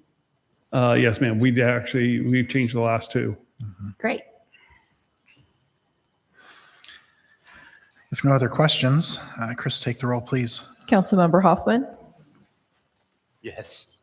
Councilmember Dupre, Yes. Councilmember Cavaness, Yes, Councilmember Reed. Yes. that's under threat. Thank you. Resolution number 107, 2026, approving Ottumwa Housing Authority's 5-year environmental review and authorizing the mayor to sign the letter. Recommendation pass and adopt resolution number 107, 2026. Is there a motion to approve? Motion to approve. Second, And I believe someone was coming from Ottumwa Housing Authority. There you go. Whew, I didn't want to present this one, so I'm glad you're here. Sorry, I don't usually do this, but yeah. I'm Melanie Thompson. I'm with the Ottumwa Housing Authority. I've been there, I don't know, about 20 years. And this is what I get to play with. So the biggest thing with our 5-year action plan, it used to be that they would be like, okay, yeah, just give us the paperwork and you're good to go. And we had a formal letter that we kind of gave the mayor and reviewed with them. And well, they've changed the way they do this now. So our biggest thing is it's on the 5-year action plan. If anybody wants to see it, I do have it with me, but it's $917,988 for the 5 years with a total of $4,589,940. The biggest things that we have on here, the boilers at all the high rises are pretty much shot. We're having the same boiler issue. The one at Westgate, it was one of those where, oh boy, we got to get this one done right now. And then we also, in the 5 years, we also have Camelot and South Oak in there to get those replaced. Our chiller at Camelot is on there. Tuck pointing at Westgate Towers, the one on West 2nd Street. We had a contractor previously that was set to do it. He basically took out all the old stuff and didn't put anything new in. So it's one of those where we've got it all budgeted and we've got everything ready to go, but we just have to have the budget approved to get going with that one too in our 5 years. We have some windows that are going to need replaced in there. Our entry system at Camelot, we need to replace that. We're going to need generators at all of our high rises. And then our fire alarm system at Camelot. We have some that are repetitive. Our general operations is 25% every year as far as what HUD allocates. Management improvements, we can have up to 10%. administrative up to 10%. And then we have our basic mod work items. When we have a unit that's pretty much just bad, we usually do the cabinets, countertops, the flooring, and then sometimes a paint to that. And that's one of those things HUD is required to approve. So we send that in. And then we generally place appliances, appliances and concrete and that kind of thing. So that's basically what's in here. And basically, Area 15 Regional Planning Commission, their letter states that no change in land use or substantial expansion of existing facilities is anticipated, which basically states their general approval of it, but we do have to have the mayor's approval as well. I hear you asking, are you asking for a 5-year budget? Are you asking us for money for a 5-year budget? No, what I'm just asking for is approval of what we have of our 5-year action plan already, because we're required to have an environmental review to send into HUD to go along with it. So how much money are you asking us for? I'm not actually asking you for anything. Ottumwa Housing Oh, I Authority like is not. you. Yeah, I that's like even you. better, right? We just have to have the mayor's review, and so we needed to take it to the board. Our total for the 5 years is $4,589,940, but that will be coming directly from HUD and Capital Fund. It's not anything we're asking from the city of Ottumwa. So this would release the funds to be able Correct. to be used. Correct. Yeah. Yes. So this is just basically a step saying that you brought it to the city and where you know what you're doing and we're approving it. Yes. And like I said, if you guys have any questions, I have my 5-year action plan with me if anybody wants to look at it. So. It's confusing because it says it's an environmental review, but it's really just an action plan of what you're needing to replace, It what you're needing is. to fix and so on. Yeah. Yeah. And basically, we're not doing anything that's going to impact the environment is what, is the basics that is in our letter from Area 15 Regional Planning Commission. So this plan this paperwork that we have has it from 2025. Was the work done in 2025 that's on that list? It starts with the 2025 capital fund. So it'll be 25, 6, 7, 8, Oh, gotcha. 9. Okay, thank you. And is that done locally here? Do you have Yeah, local- it's all done at our high rises. I mean, we try to get local, but it's hard to find, sometimes we advertise everything and Yeah. try to get at least 2 bids on everything that we do, but that's hard to get Sounds like a sometimes. big job. So, yeah. Thank you. If no other questions, Chris, take the roll, please. Councilmember Hoffman, Yes. Councilmember Dupre, Yes. Councilmember Cavaness, Yes. Councilmember Reed. Yes. Thank you. Thank you. Resolution number 90, 2026, approving the final plat and ordering the recording of Vogel Heights Addition, an addition to the city of Ottumwa, Iowa. Recommendation pass and adopt resolution number 90, 2026. Is there a motion to approve? Motion to approve. Second. Community Developer Amal. Good evening, everyone. This is the Vogel Heights development. Council has seen this layout along with the approved plan unit development on April 7th. It's the same layout, basically 14 single-family detached, 20 townhomes, and 16 duplexes. The resolution is to authorize the developer to record this subdivision. We had the groundbreaking last Thursday. It was a positive and great moment for us as a community, and hopefully building confidence for investment looking in the community. So basically, approval tonight will authorize mayor to sign this final plat and for the developer to record with the county for those lots to be legal. Just to clarify, because I'm looking at our packet here, and this looks to be different than the slide as far as the number of units. I'm showing 8 units on the, be on the west side up against Ash Street on the one here. And there I'm counting, is it 10? Yeah, 10. So is this one correct? Or is Yes, that one it's the correct? same. Nothing changed on this layout. So maybe we'll have the numbers. This one looks different. Yeah.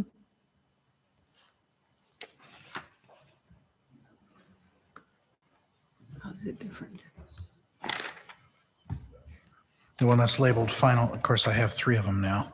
Page 1, 2, and 3. Different pages. Yeah, 3 of 3, 2 of 3. Okay, I see it now. All right. I'm good. Thank you. The only thing we did have here are the names of the public streets and the private streets, but it's the same layout. That's a blow up. I should know The that. mall, I drove by there after the groundbreaking, and I didn't see you broke a lot of ground, but I take your word for it. We did. It was awesome. Okay. Any other questions or comments? Chris, take the roll, please. Councilmember Hoffman? Yes. Councilmember Dupre? Yes. Councilmember Cavaness? Yes, Councilmember Reed? Yes. Resolution number 98, 2026, approving changes and updates to the compensation handbook. Recommendation pass and adopt resolution number 98, 2026. Is there a motion to approve? move the recommendation. Second? HR Director Kojo. Thank you, sir. Yeah. So this is a change based upon the budget that was passed a few meetings ago. There are 2 changes to the compensation handbook. One, we removed the chart that was in here for FY24 simply because that is outdated data, and added in the chart on page 21, which is for fiscal year 27. This is on page 21. Again, FY27, it is the 2.8% COLA that was budgeted for in the budget that you had passed. Those are the only changes within this.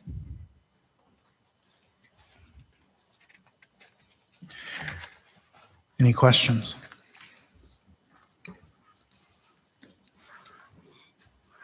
Chris, take the roll, please. Councilmember Hoffman? Yes. Councilmember Dupre?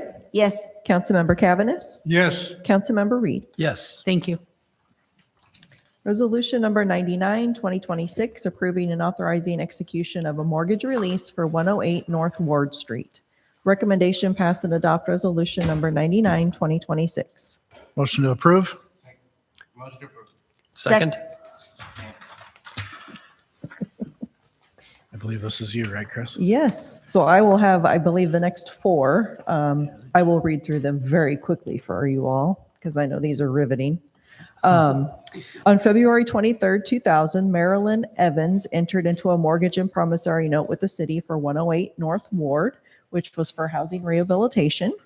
The maturity date was February 23rd, 2005, which has come and gone. So we are requesting permission to get this mortgage release recorded at the recorder's office.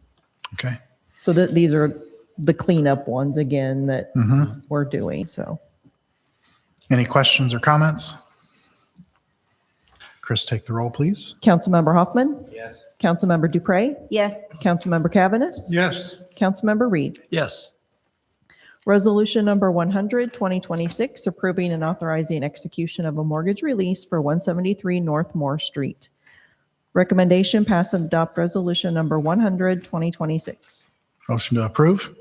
move the recommendation. Second? Chris. All right. This is on January 18th, 2011. Marjorie Hooton entered into a mortgage and promissory note with the city for 173 North Moore. It looks like the maturity date was November 29th, 2020, which has been met, and we're recommending a release of the mortgage. Any questions or comments? Chris, take the roll, please. Councilmember Hoffman? Yes. Councilmember Dupre? Yes. Councilmember Cavaness? Yes, Councilmember Reed? Yes. Resolution number 101, 2026, approving and authorizing execution of a mortgage release for 1715 Maury. Recommendation pass and adopt resolution number 101, 2026. Is there a motion to move the approve? recommendation. Yeah, thank you. Second? Chris. Okay, so on September 20th, 1999, Michelle L.J. entered into a mortgage and promissory note with the city for 1715 Maury. It looks like the maturity date was set as September 5th, 2005, which has been met, and a release of the mortgage is recommended. Any questions? Chris, take the roll, please. Councilmember Hoffman, Yes. Councilmember Dupre, Yes. Councilmember Cavaness, Yes. Councilmember Reed. Yes. Resolution number 102, 2026, approving and authorizing execution of a mortgage release for 726 Wabash. Recommendation pass and adopt resolution number 102, 2026. Or motion to approve? Move the recommendation. Second. Chris. On August 23rd, 2001, Randy Allman and Carla Allman entered into a mortgage and promissory note with the city for 726 Wabash for a housing rehabilitation. It looks like there was a subordination agreement done in 2004, which removed all of our, I guess, we should have released it back then, just like all these others. So Oh, we are okay. recommending a release of the mortgage at this point. Okay. Any questions? Chris, take the roll, please. Councilmember Hoffman, Yes. Councilmember Dupre, Yes. Councilmember Cavaness, Yes. Councilmember Reed. Yes. Resolution number 104, 2026, approving fiscal year 26 third quarter transfers as of March 31st, 2026. Recommendation pass and adopt resolution number 104, 2026. Is there a motion to approve? Move the recommendation. Second. Mr. O'Donnell. Thank you, Mr. Mayor and council members. Real quick on the question that Councilmember Dupre had about the Flagstar payment, that was not for the compactor. I get that one confused because Flagstar did bid on that bid or on that bond.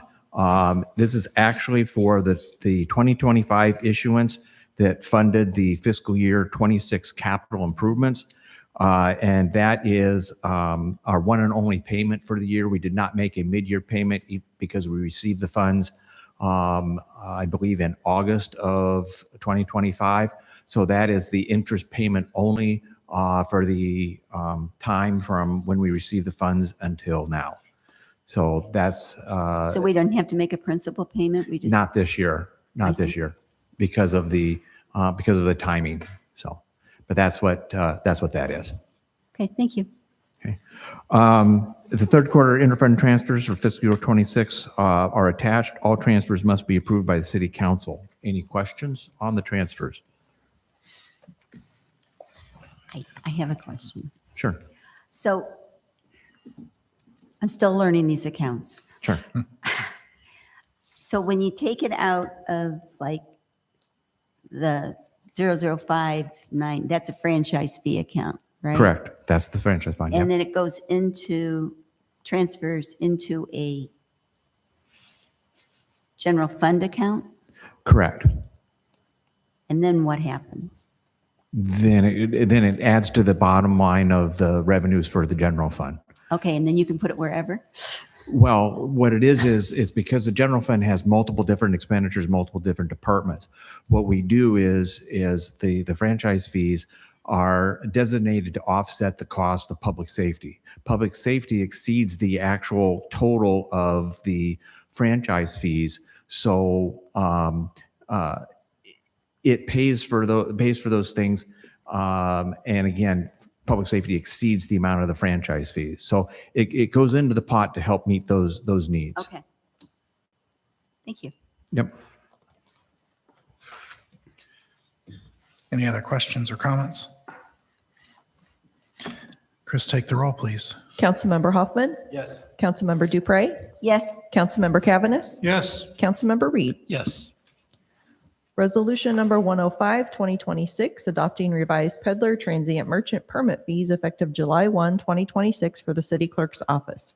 Recommendation pass and adopt resolution number 105, 2026. Is there a motion to approve? Move the recommendation. Second. Chris, Hey, you're doing guys this one, get- right? You guys get to hear me again. Mm-hmm. All right, so ordinance number 3009-2010 was adopted by council on May 4th, 2010, and published on May 10th of 2010, which established the following rates for peddler transient merchant permits here in Ottumwa. They are currently set at a day permit is $10, a weekly permit is $25, monthly is $50, and an annual permit is $300. So these rates have not been adjusted since 2010. We thought it was a good time to go ahead and get those adjusted for the next upcoming fiscal year. So I worked closely with the finance department, and we kind of came up with some new rates. So the new rates, the day rate will now be $25, which is an increase of $15. Weekly rate will be $50, which is an increase of $25. Monthly will now be a $100, which is an increase of $50. And then the annual permit is going to be $360, which is an increase of $60, which I kind of referenced around to a lot of other cities that have peddler permits. And this was very close to the rates that they charge.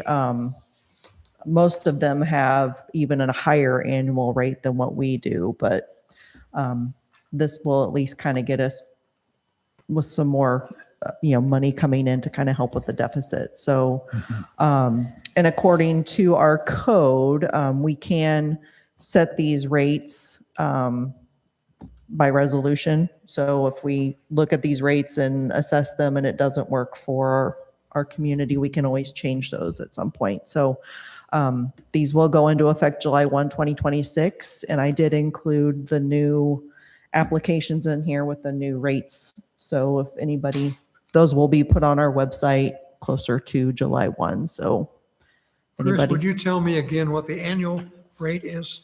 It currently is 300. It's going to increase to 360. 360. Thank you.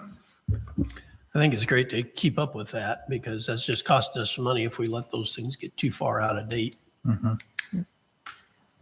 It's good. Any other questions or comments? Okay, Chris, take the roll, please. Councilmember Hoffman? Yes. Councilmember Dupre? Yes. Councilmember Cavaness? Yes. Councilmember Reed? Yes. Resolution number 106, 2026, establishing a processing fee for canvasser and solicitor permits effective July 1, 2026 for the city clerk's office. Recommendation pass and adopt resolution number 106, 2026. Is there a motion to approve? Move the recommendation. Second. What's this one about? All right, this one. So if you guys recall, when we had all of that hail last month, my office was bombarded with many, many people from out of town, out of state, coming to walk through neighborhoods and solicit business. So I was in the office myself that day, obviously, and I did nothing but issue permits all day long at no charge to them.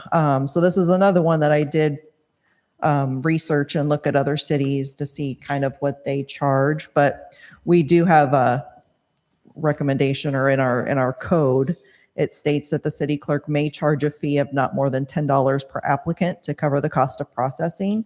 So that is what I'm recommending, is that we set a processing fee of $10 per applicant, regardless of the length of time being requested. This fee will go into effect July 1, 2026. And it doesn't really, we don't generate a lot of these, so it's going to be a very small amount coming in. But we do have it, in case we do get another big storm with people coming aboard to get some business. So, and I was actually, when everybody came in to get those permits, every person that came in, they're like, "Oh, you don't charge for those?" No. Well, we do now, coming July 1. So I would entertain any questions or comments. Can we, we'll be careful here. Can we do something for our people locally that either doesn't cost as much or we don't charge our local people? And these are just questions, I don't know. The only reason, well, I'll say it. I don't care who judges me. I want our local people to have a hand up. You know what I mean? Like because a lot of those people have taken care of us for years. Although I do understand the fee, and I kind of witnessed that day. I understand. But people from out of town and out of state, I think they should have to pay a little more. I mean, I can't charge any more than 10 because that's what it states in our code. But I can tell you the local people that come and get these, We have the one that gets like the working man's Christmas party. They get a permit every year. We have the KC that does for the Tootsie Roll drive. You see them handing out Tootsie Rolls, the poppies for the veterans. And then we have another one, I believe, that gets donations. I can't remember what it is, but there's like 3 or 4 that are here local that they do come in every year. So, I mean, So those are nonprofits. correct.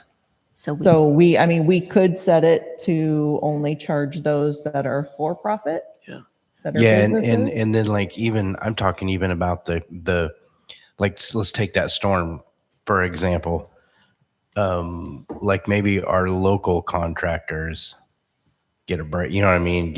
And out of towners and out of staters have to pay that. And the only reason I bring that up is number one, I want to support our local businesses above everybody else.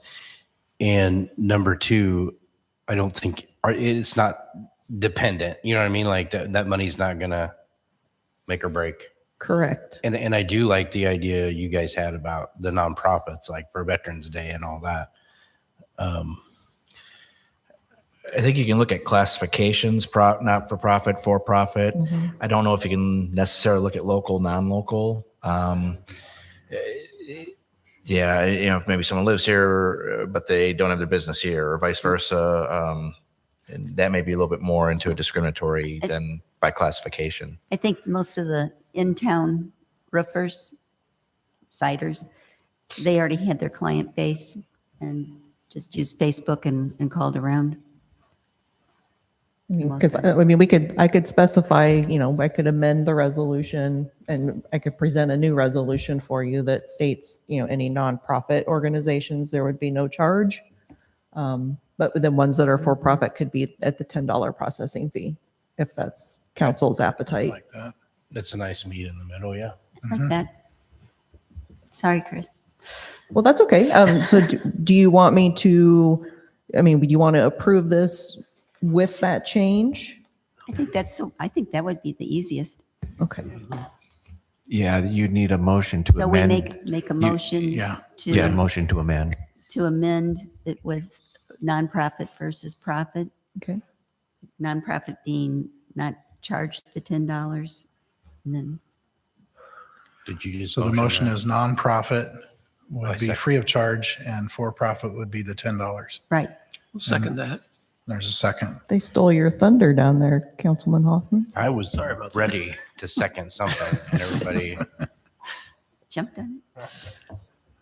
Well, with that, so then we just take a roll on the amended. Yes, we will. Okay. Did you have the same motion and second? Yes, I've Yes. got Joella. No, it's different. Joella and Dan. Okay, so then I think you have to vote on the amendment and then And vote then on vote the, on the approval. Yes. Right.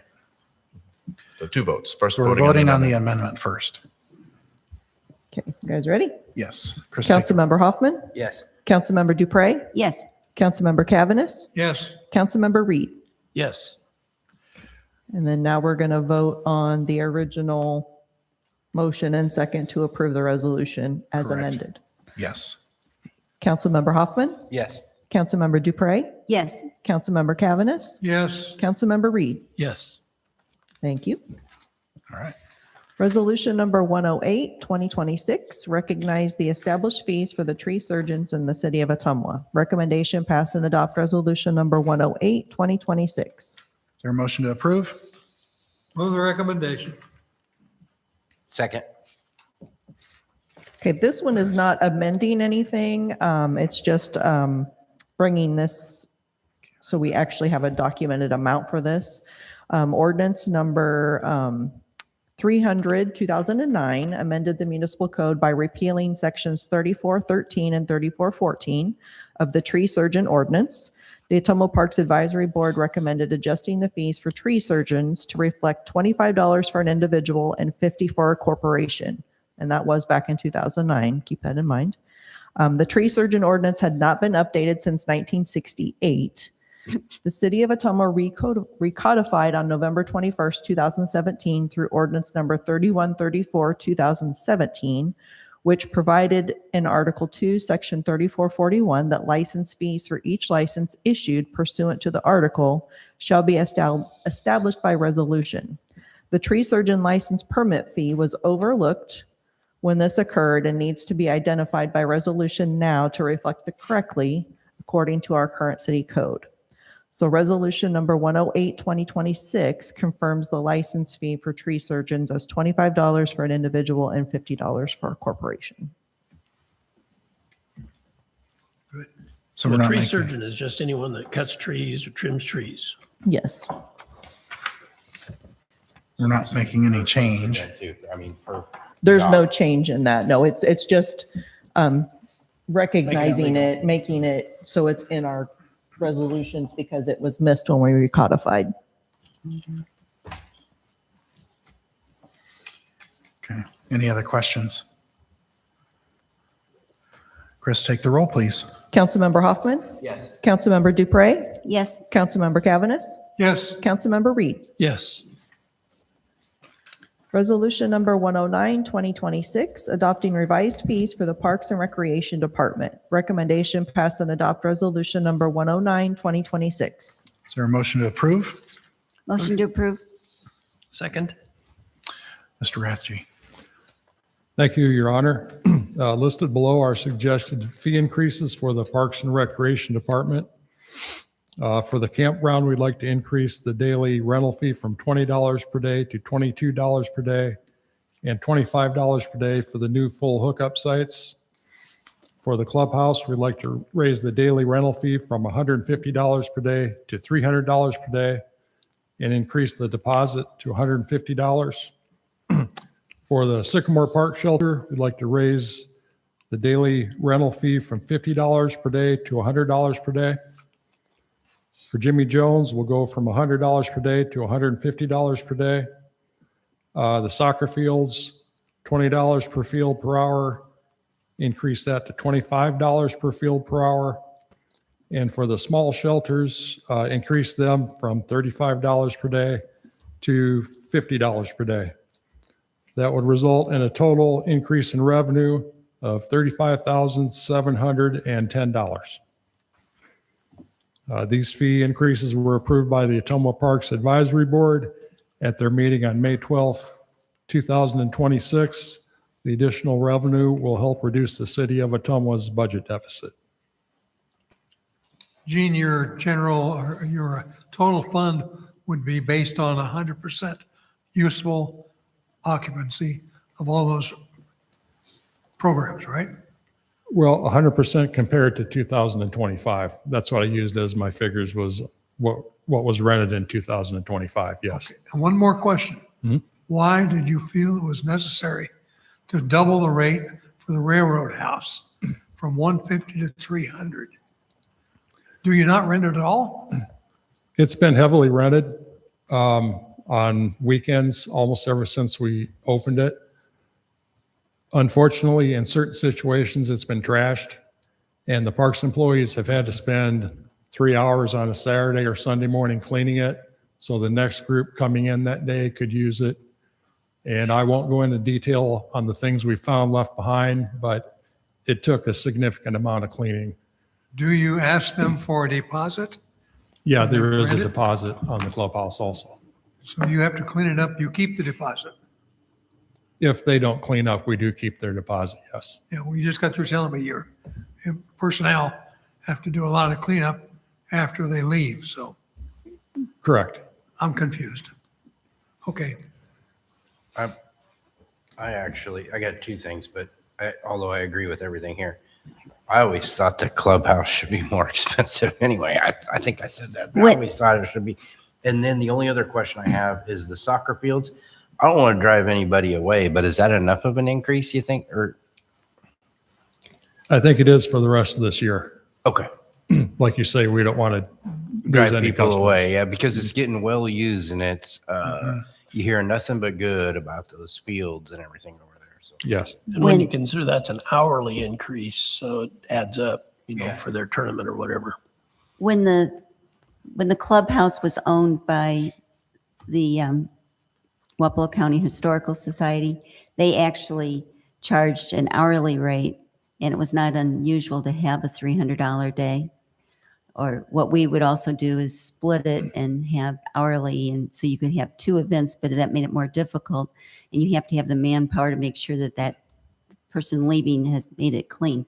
So when they were having their discussion, that's why they opted to go with the 300.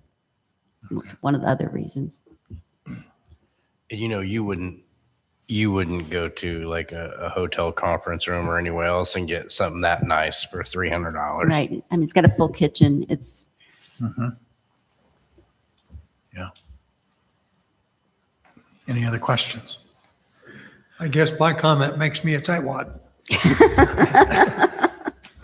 it's okay. Chris, if you would take the roll, please. Councilmember Hoffman, Yes. Councilmember Dupre, Yes. Councilmember Cavaness, Yes. Councilmember Reed. Yes. Resolution number 110, 2026, approving the repair of primary clarifier number 1 gearbox for water pollution control facility. Total cost $38,348.25. Recommendation, pass and adopt resolution number 110, 2026. Is there a motion to approve? Motion to approve. Second. Mr. Lloyd. Mayor and council, it's great to be back again. This is an emergency repair. We had this gearbox go down. The gearboxes last over 20 years. At least this one has. The other ones have not gone down. It's not one where we do keep on hand. This one went down. We have 3 cells. We need to keep 2 in operation. So this is more of an emergency repair. So this is more of council saying, yeah, go ahead and spend the money you've already spent. Sorry. How long does it take to get? We already have it back. Okay.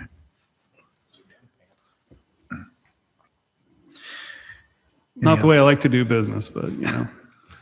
Any other questions? Chris, take the roll, please. Councilmember Hoffman, Yes. Councilmember Dupre, Yes. Councilmember Cavaness, Yes. Councilmember Reed. Yes. Resolution number 111, 2026, adopting revised monthly parking permit fees effective July 1, 2026 for the city clerk's office. Recommendation, pass and adopt resolution number 111, 2026. Is there a motion to approve? Move the recommendation. Second. Sorry, me again, guys. Ordinance number 3155, 2019 was adopted on May 7th, 2019. That ordinance amended Chapter 23, Motor Vehicles and Traffic. Section 23-264 identifies rates and permits, parking permit area, and supervision of parking lots. The city issues monthly parking permits for the following lots. There's the Commercial Street Lot, Courthouse, Green Street Lot, Jefferson Street Lot, Third Street Lot, and Washington parking lots, and also the Second Street parking ramp.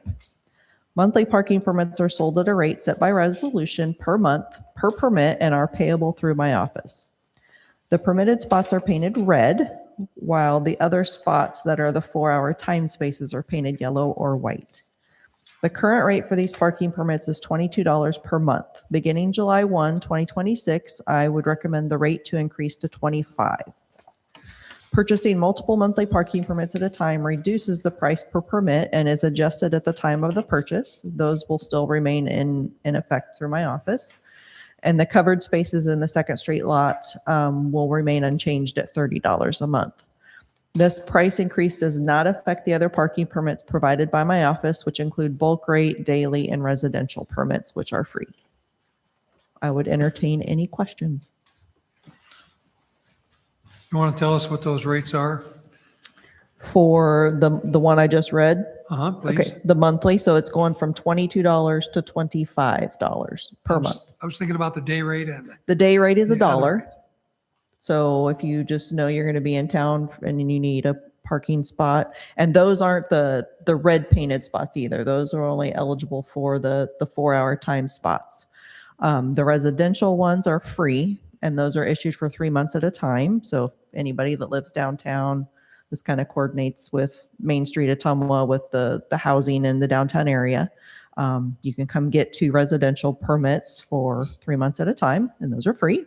And then the bulk rate, those are actually ones that we sell to Greater Ottumwa Partners in Progress. And then we sell those, I think the rate is $4 per. And they are purchased in quantities of 75 or more. So they purchase 75 at a time, and then they can resell them to people at a different rate. So it's helping them, they're helping us, and we're helping them. Runs in my mind that they charge $6 for that parking fee. Well, they're purchasing 75 permits at a time, though. I understand. So But if I come in and buy one, I think it's going to be $6 individually. you can at Greater Ottumwa Partners in Progress. Sure, that's where they're for sale. Yep. Any other questions? Okay, Chris, take the roll, please. Councilmember Hoffman. Yes. Councilmember Dupre. Yes. Councilmember Capanis. Yes, Councilmember Reed. Yes. Resolution number 114, 2026, increasing the fee amount for excavating and right-of-way permits. Recommendation pass and adopt resolution number 114, 2026. Is there a motion to approve? move the recommendation. Second? Mr. Bergmeyer. All right, thank you, Mayor. So permits are required for any work in the city-owned right-of-way. And if you're either between the curbs or under a surface of a hard surface road, it's there's a $20 fee for it. This fee was set in 2006. There has not been an increase since that time. And per the FY27 budget, we'd like to increase this to $50 effective July 1, 2026. Any questions? Does that include people who park trailers if they're running mowers, stuff like that, and they park it on the street? No, this is just for someone who's cutting the street in order to do an excavation, whether it's plumbing or water or anything like that. Okay, As long as you stay behind the curb, there's no charge for it. But once you cross the curb line, we charge. thank you. What kind of inspection then do you guys do as to how well of a job they do to put that back and get in that good shape? Is there any problems there? We'll mark out the removals for them. And then before they call for concrete, they have to ask for an inspection, and we'll inspect it before they put concrete back on it, make sure it's thick enough and that the base is compacted and that there's proper reinforcement where it ties into the existing street. Okay, good. So you guys are overseeing it. Yeah, that's what the fee covers, is our inspection. They just for- got done putting 2 replacement surfaces on East Rochester before you get to Oak Meadow Drive. Yep. Those are so good, I thought they should be beat up and chuck holed like the rest of the street. No, they did a nice job. Thanks. Any other questions? Chris, take the roll, please. Councilmember Hoffman. Yes. Councilmember Dupre. Yes. Councilmember Cavanagh. Yes, Councilmember Reed. Yes.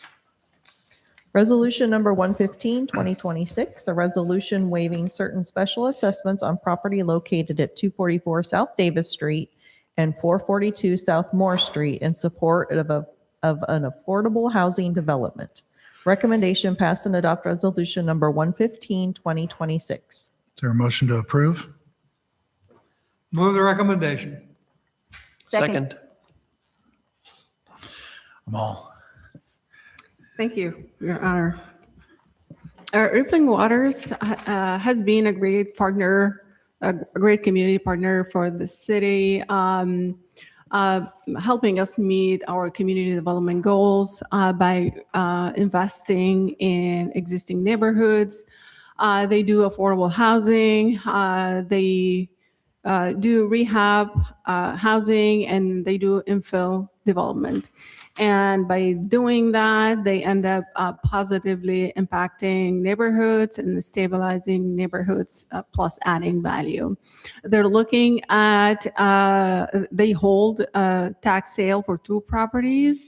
They're looking to develop those, and they're requesting waiving assessments. Those assessments were nuisance related. They were assessed after they acquired the sales tax, the certificates, sales tax certificates for those properties, and they're requesting the city waive those assessments out of concern that those assessments impact the project's feasibility, and staff is recommending waiving those assessments to support affordable housing and also to support their development and those improvements to neighborhoods. And I have Hollyberg here, the director of Urban Waters. She can answer questions, any questions you have in regard to those properties and the value of being adding. Here, what you see on the screen, those are investments throughout the years since 2023 through 26, and you can see the added valuation, prior valuation for those lots, and percent increase. I'm the last thing keeping you from adjourning here, so I'll be quick. But I just wanted to bring some examples of similar projects, single-family homes that are in this neighborhood that we have completed over the last several years as an example of kind of the before and afters of what we can do. The 244 South Davis, we own the lot next to it already that we acquired on tax sale. 244 South Davis will allow us a much bigger footprint, obviously, on some of those narrow lots that are in that neighborhood. But we will be able to claim this tax certificate or claim deed on it in the next 120 days. But yeah, those assessments had been put on because it's continued to need mowed since we started acquiring those tax certificates. And then 442 South Moore had a house demolished on it. The assessment, the special assessment on top of just the taxes had been pending, got applied after we started getting the tax certificate last year. So we have another year on that one until we could start doing something with it. But that's a corner lot that would be great for another single family house. And yeah, obviously great that it got demolished when it was such a big nuisance, but that'll definitely limit us being able to put on a new construction house there. Obviously, you want to see those developed as soon as possible, and would be adding value to those neighborhoods. And the organization has been strategically targeting those neighborhoods and making one improvement at a time, and end up positively improving the whole neighborhood. So staff recommends waiving those. Those are a small price to pay for investing in those neighborhoods and adding future value. How much are those fees they want us to waive? One has $563, and the second has $13,838. 13,000, did you say? Yes, that's the demo cost of a demo of the structure. That's the one on South Moore. Yes.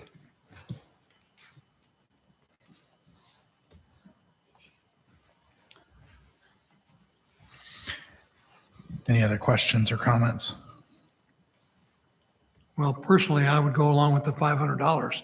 I'm not thinking it's a good idea to waive $13,000 on the lot, even if they are going to build on it.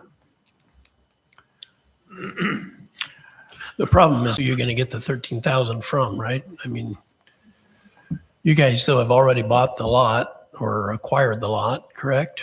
Rippling Waters has. So the way the tax certificate sale works is we have to pay the back taxes for 2 years. We're halfway through doing that. So we don't own it yet. If these aren't waived, we will probably send it back to tax sale because we're not going to be able to cover 13,000. I'm logistically with what we'd be able to put on the lot later. So it would go back to tax sale. Someone else may pick them up, but they would also have to pay those $13,000. So it would probably stay an empty lot would be my conjecture. And I would say we have a lot of those just lots sitting out there because of the assessments on them, and we hardly find anybody to pay those and invest on those neighborhoods. I think I might be the odd one out here. I look at this 13,000 as the value that it's going to add to that neighborhood. So eventually we're going to get like taxes, and we're going to get, and anytime, you know, to me, that's really not bad to add value to one of our When you neighborhoods. consider like those mortgage releases we've been doing. the money that was given to people to fix up their house and so on. This is smaller than most of those. Right. And I know 13,000 and it is a lot, but they're taking a bigger risk. I mean, so it's kind of a partnership risk to improve the town. So that's how I see it. Yeah, when we get those lots, we don't know what the infrastructure is like underground. It's always a surprise on these projects when this one's newer, so we have kind of an idea, but a lot of them, we have no idea where the hookups are, what the laterals look like. So yeah, it's definitely could be a big chunk of change. And compared to the other houses that would be similar that we've completed, it would be about a 5-year return on investment on having that waived before the property taxes essentially would be covering that again. Who's maintaining the properties now? So the city's maintaining those after we send letters for mowing and things like that. I just wanted to comment there as well. When Holly's put houses in neighborhoods, you just see the neighborhoods lift up. You have other people doing work around the neighborhoods. And if you look down the street, you can see a big improvement all around because everybody wants to fix up to that level. So it is a really good program. You're selling me a product I already bought. Hey, I just want to tell you, it not only are you getting more taxes there, but with everybody coming up and fixing their properties, that's helping all the way around. Well, and and these new houses do. When you improve a neighborhood, it's like when you go into a retail store, you can tell which ones that are taken care of. Because when the people who own them take care of it, then everybody takes care of it. When the people who don't, so this is a step forward because you're right, different, housing improvements, new houses and different things to bring up the rest. And Holly and I talked as well. This particular spot on Moore, it highlights Moore Street, but it also is on Mary Street as well. So you have 2 curb appeals, and that's important too for something like this. A lot of traffic. And I would add, we will also be getting affordable housing in the community. That's a need in the community. Help adding housing units. And this is a nonprofit organization. It's been investing in this community for a while now. Right. The thing that I want to comment on is that it's important when we waive fees that we understand we're spending taxpayers' dollars. Somebody has got to pay it, and I object to that. So when I vote, it's not personal, but I won't vote to improve it. Any other questions? Chris, take the roll, please. Councilmember Hoffman. Yes. Councilmember Dupre. Yes. Councilmember Cavanis. No. Councilmember Reed. Yes. Thank you. With that, we are to the public forum part of our agenda. I do have one person that wants to speak. Before I call that person up, is there anyone else that would like to speak during the public forum part of this? No. Okay, with that, I would ask Eric, is it Sutherland? Sutherland, if you would come up. Now, normally we say 3 minutes. Since you're the only one, I know you had asked earlier, I'm going to give you 4. Thank you. I have custom tailored this so I can make it 1, 3, 4, or 5. First thing I'd like to do, would I be allowed to pass out copies of all the information to all of you, the police chief and the city engineer? Yeah, I think we can get that to everybody. We can do that later if it's if Yeah, that's that'd better be for you. great. Out that way he can talk. And she's going to help sure. you out. Yeah, if you're able to do that. Thank you. Yes. My name is Eric Sutherland. I grew up in Ottumwa, graduated from OHS, and come back periodically to visit my parents, now just my dad. I'm here to speak about 2 issues. First is a stoplight about to be reconstructed by the DOT at 4th and former 63, now 149. Northside residents are delayed on their way to shopping because this light only lets one direction through at a time. In a nutshell, this can be resolved by adding one and only one left turn lane to the project. I recognize it'd be hard to open up a left turn lane on the bridge side. Not going to go into too much detail right now, but it's all written down there. Please consider asking the DOT immediately to see if it's not too late to amend the design. I'd be glad to help. Second issue, and that's everything else I've got for today, is ALPRs, automated license plate readers, commonly known as flock cameras. Ottumwa considered ALPRs in 2025. Unless I missed something, thank you, Ottumwa, for not having approved ALPRs. I'm here to provide information in the event Ottumwa ever were to reconsider ALPRs. I'm autistic and sensitive. It's challenging for me to speak in front of an audience. I did not choose to get involved in the ALPR issue.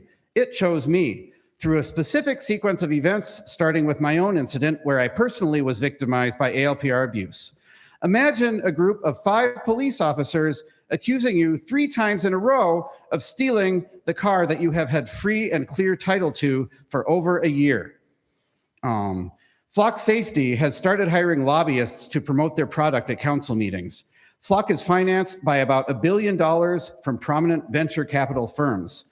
The deflocking movement is growing at lightning speed. If Ottumwa were to sign a contract with an ALPR provider only for the public to become aware of all these issues a few months later, Ottumwa may be forced to forfeit the latter part of their contract. Deflockers like myself are volunteers. Flock Safety employs paid attorneys. A Flock Safety vice president and registered lobbyist was recently discovered to have posed as a local police officer to view footage from a Flock surveillance camera inside a children's gymnastics center. Flock's terms of service are constantly changing, so police departments have no idea what they legally signed up for. Opting into Flock Safety's national LPR network is free. This means that tens of thousands of law enforcement officers nationwide would be able to find out everywhere in this network any vehicle has been for any reason without a warrant. The most common incident is law enforcement officers stalking their love interests with ALPRs. 4 such widely publicized incidents have occurred in Wisconsin alone so far this year. While the trend of cities signing up for Flock continues to skyrocket, the much smaller trend of cities canceling their contracts is also increasing rapidly. As public awareness continues to increase, it's highly likely that these 2 trends will reverse. Look to Iowa City, Coralville, and Oshkosh, Wisconsin, of examples of the increasing trend of Flock contract reversal. In Oshkosh, it was the police chief who decided to end the contract one day after it was approved because Flock Safety lied about a heat map feature that tracks daily driving patterns. Other brands of ALPRs have a nationwide network of license plate data and tracking too. This is most of why all brands of ALPRs are within scope of my efforts. Ben Franklin said, "Those who would give up essential liberty to purchase a little temporary safety deserve neither liberty nor safety. Approving ALPRs is literally giving up liberty for safety. Even if Ottumwa were to sign a contract with an ALPR provider other than Flock, Ben Franklin would be rolling over in his grave." Thank you for your time. Thank you, Eric. Thank you.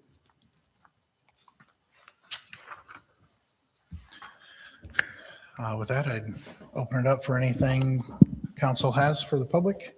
I have a couple of things. Okay, please use your microphone. Sorry. It came to our attention as a city council that the recycling facility is being underutilized this last week. And they proved to us kind of the importance of recycling. I know I'm guilty of not recycling, but in being on our landfill committees, I've seen what it's going to cost us to put in new cells. So I'm just asking, start recycling. It'll save our landfill a little bit. The beach opens this weekend from 12 to 7. Season passes for the outside are a real deal and a steal for $90 per person. So think about getting those. And the other thing is volunteering. I've been to 2 different places this last couple of weeks, one being the Ottumwa Hospital and the other, the Ottumwa Food Bank. Both are in need of volunteers, especially the hospital. When Richard got here, there was only 3 volunteers left. So that means that their gift shop, their front desk, everything is kind of stagnant. So if you have the desire to volunteer, that'd be a good place to go. That's all I have. Thank you. I got a couple things. Yeah. Number one, I know he left. I'm not interacting here. Mr. Sutherland, who got up and spoke, like his opinions or not. I just want to commend him for the way he did things. He talked to the mayor beforehand. He got up and spoke. He had 3, 4, and 5 minutes down. He had it planned, and he gave us a pamphlet, or he gave us his thing. This allows us, when you only get 3 minutes up there, this allows us to review this later. So anybody who's watching or reviewing, if you have something to say to the council, follow his lead. Like I said, his opinions, I'm not taking his opinions into consideration. I'm taking into account his process. The second thing I have is I was out to the airport this week. JD's smiling. You don't bring this up. So the car rental place, there was like 2 people in there getting cars when I was in there. So I went down and inquired. And JD, you have to forgive me. What was the young lady that was there? Nicole. So I started talking to Nicole. So since we started the car rental business, we've got 200 new clients. And last week she did 30 cars. That's huge. That's more than we were doing before. But what was even more impressive when I spoke to her, as you do when you speak to all JD's crew, but she really took ownership. She goes, even though I don't own this, this is my business. And it was just so impressive. She went and gave me numbers, what she's doing to get people there, what's going to happen when the other girl gets back from training. So I'm just saying that it's nice, neat, and clean, just like the rest of the airport. It was just really impressive and kind of a privilege to see. So I just wanted to give him a shout out there. That's going to be a good business. Anyone else from council? I would remind everybody that this Monday is Memorial Day, so City Hall will be closed. However, I would highly encourage people to attend the Memorial Day ceremony that they have every year at Jimmy Jones Shelter. I believe it's at 10:30, if I remember right. I remember I went last year for the first time. It is amazing. So I would highly encourage everyone to do that. And then I need to verify this, but is there still a pre-memorial celebration on Sunday, the 24th at Central 3 o'clock in Central Park? Yes, there is. It's an open mic. They'll be singing patriotic and military music. Anybody's welcome who wants to sing. I won't be singing. So some fun stuff for Memorial Day celebration. So, Yeah, bring your voice, bring your chair, bring your drinks. okay. If nothing else, I would entertain a motion to adjourn. Second. Chris, take the roll, please. Councilmember Hoffman, Yes. Councilmember Dupre, Yes. Councilmember Cavaness, Yes. Councilmember Reed. Yes. We are adjourned.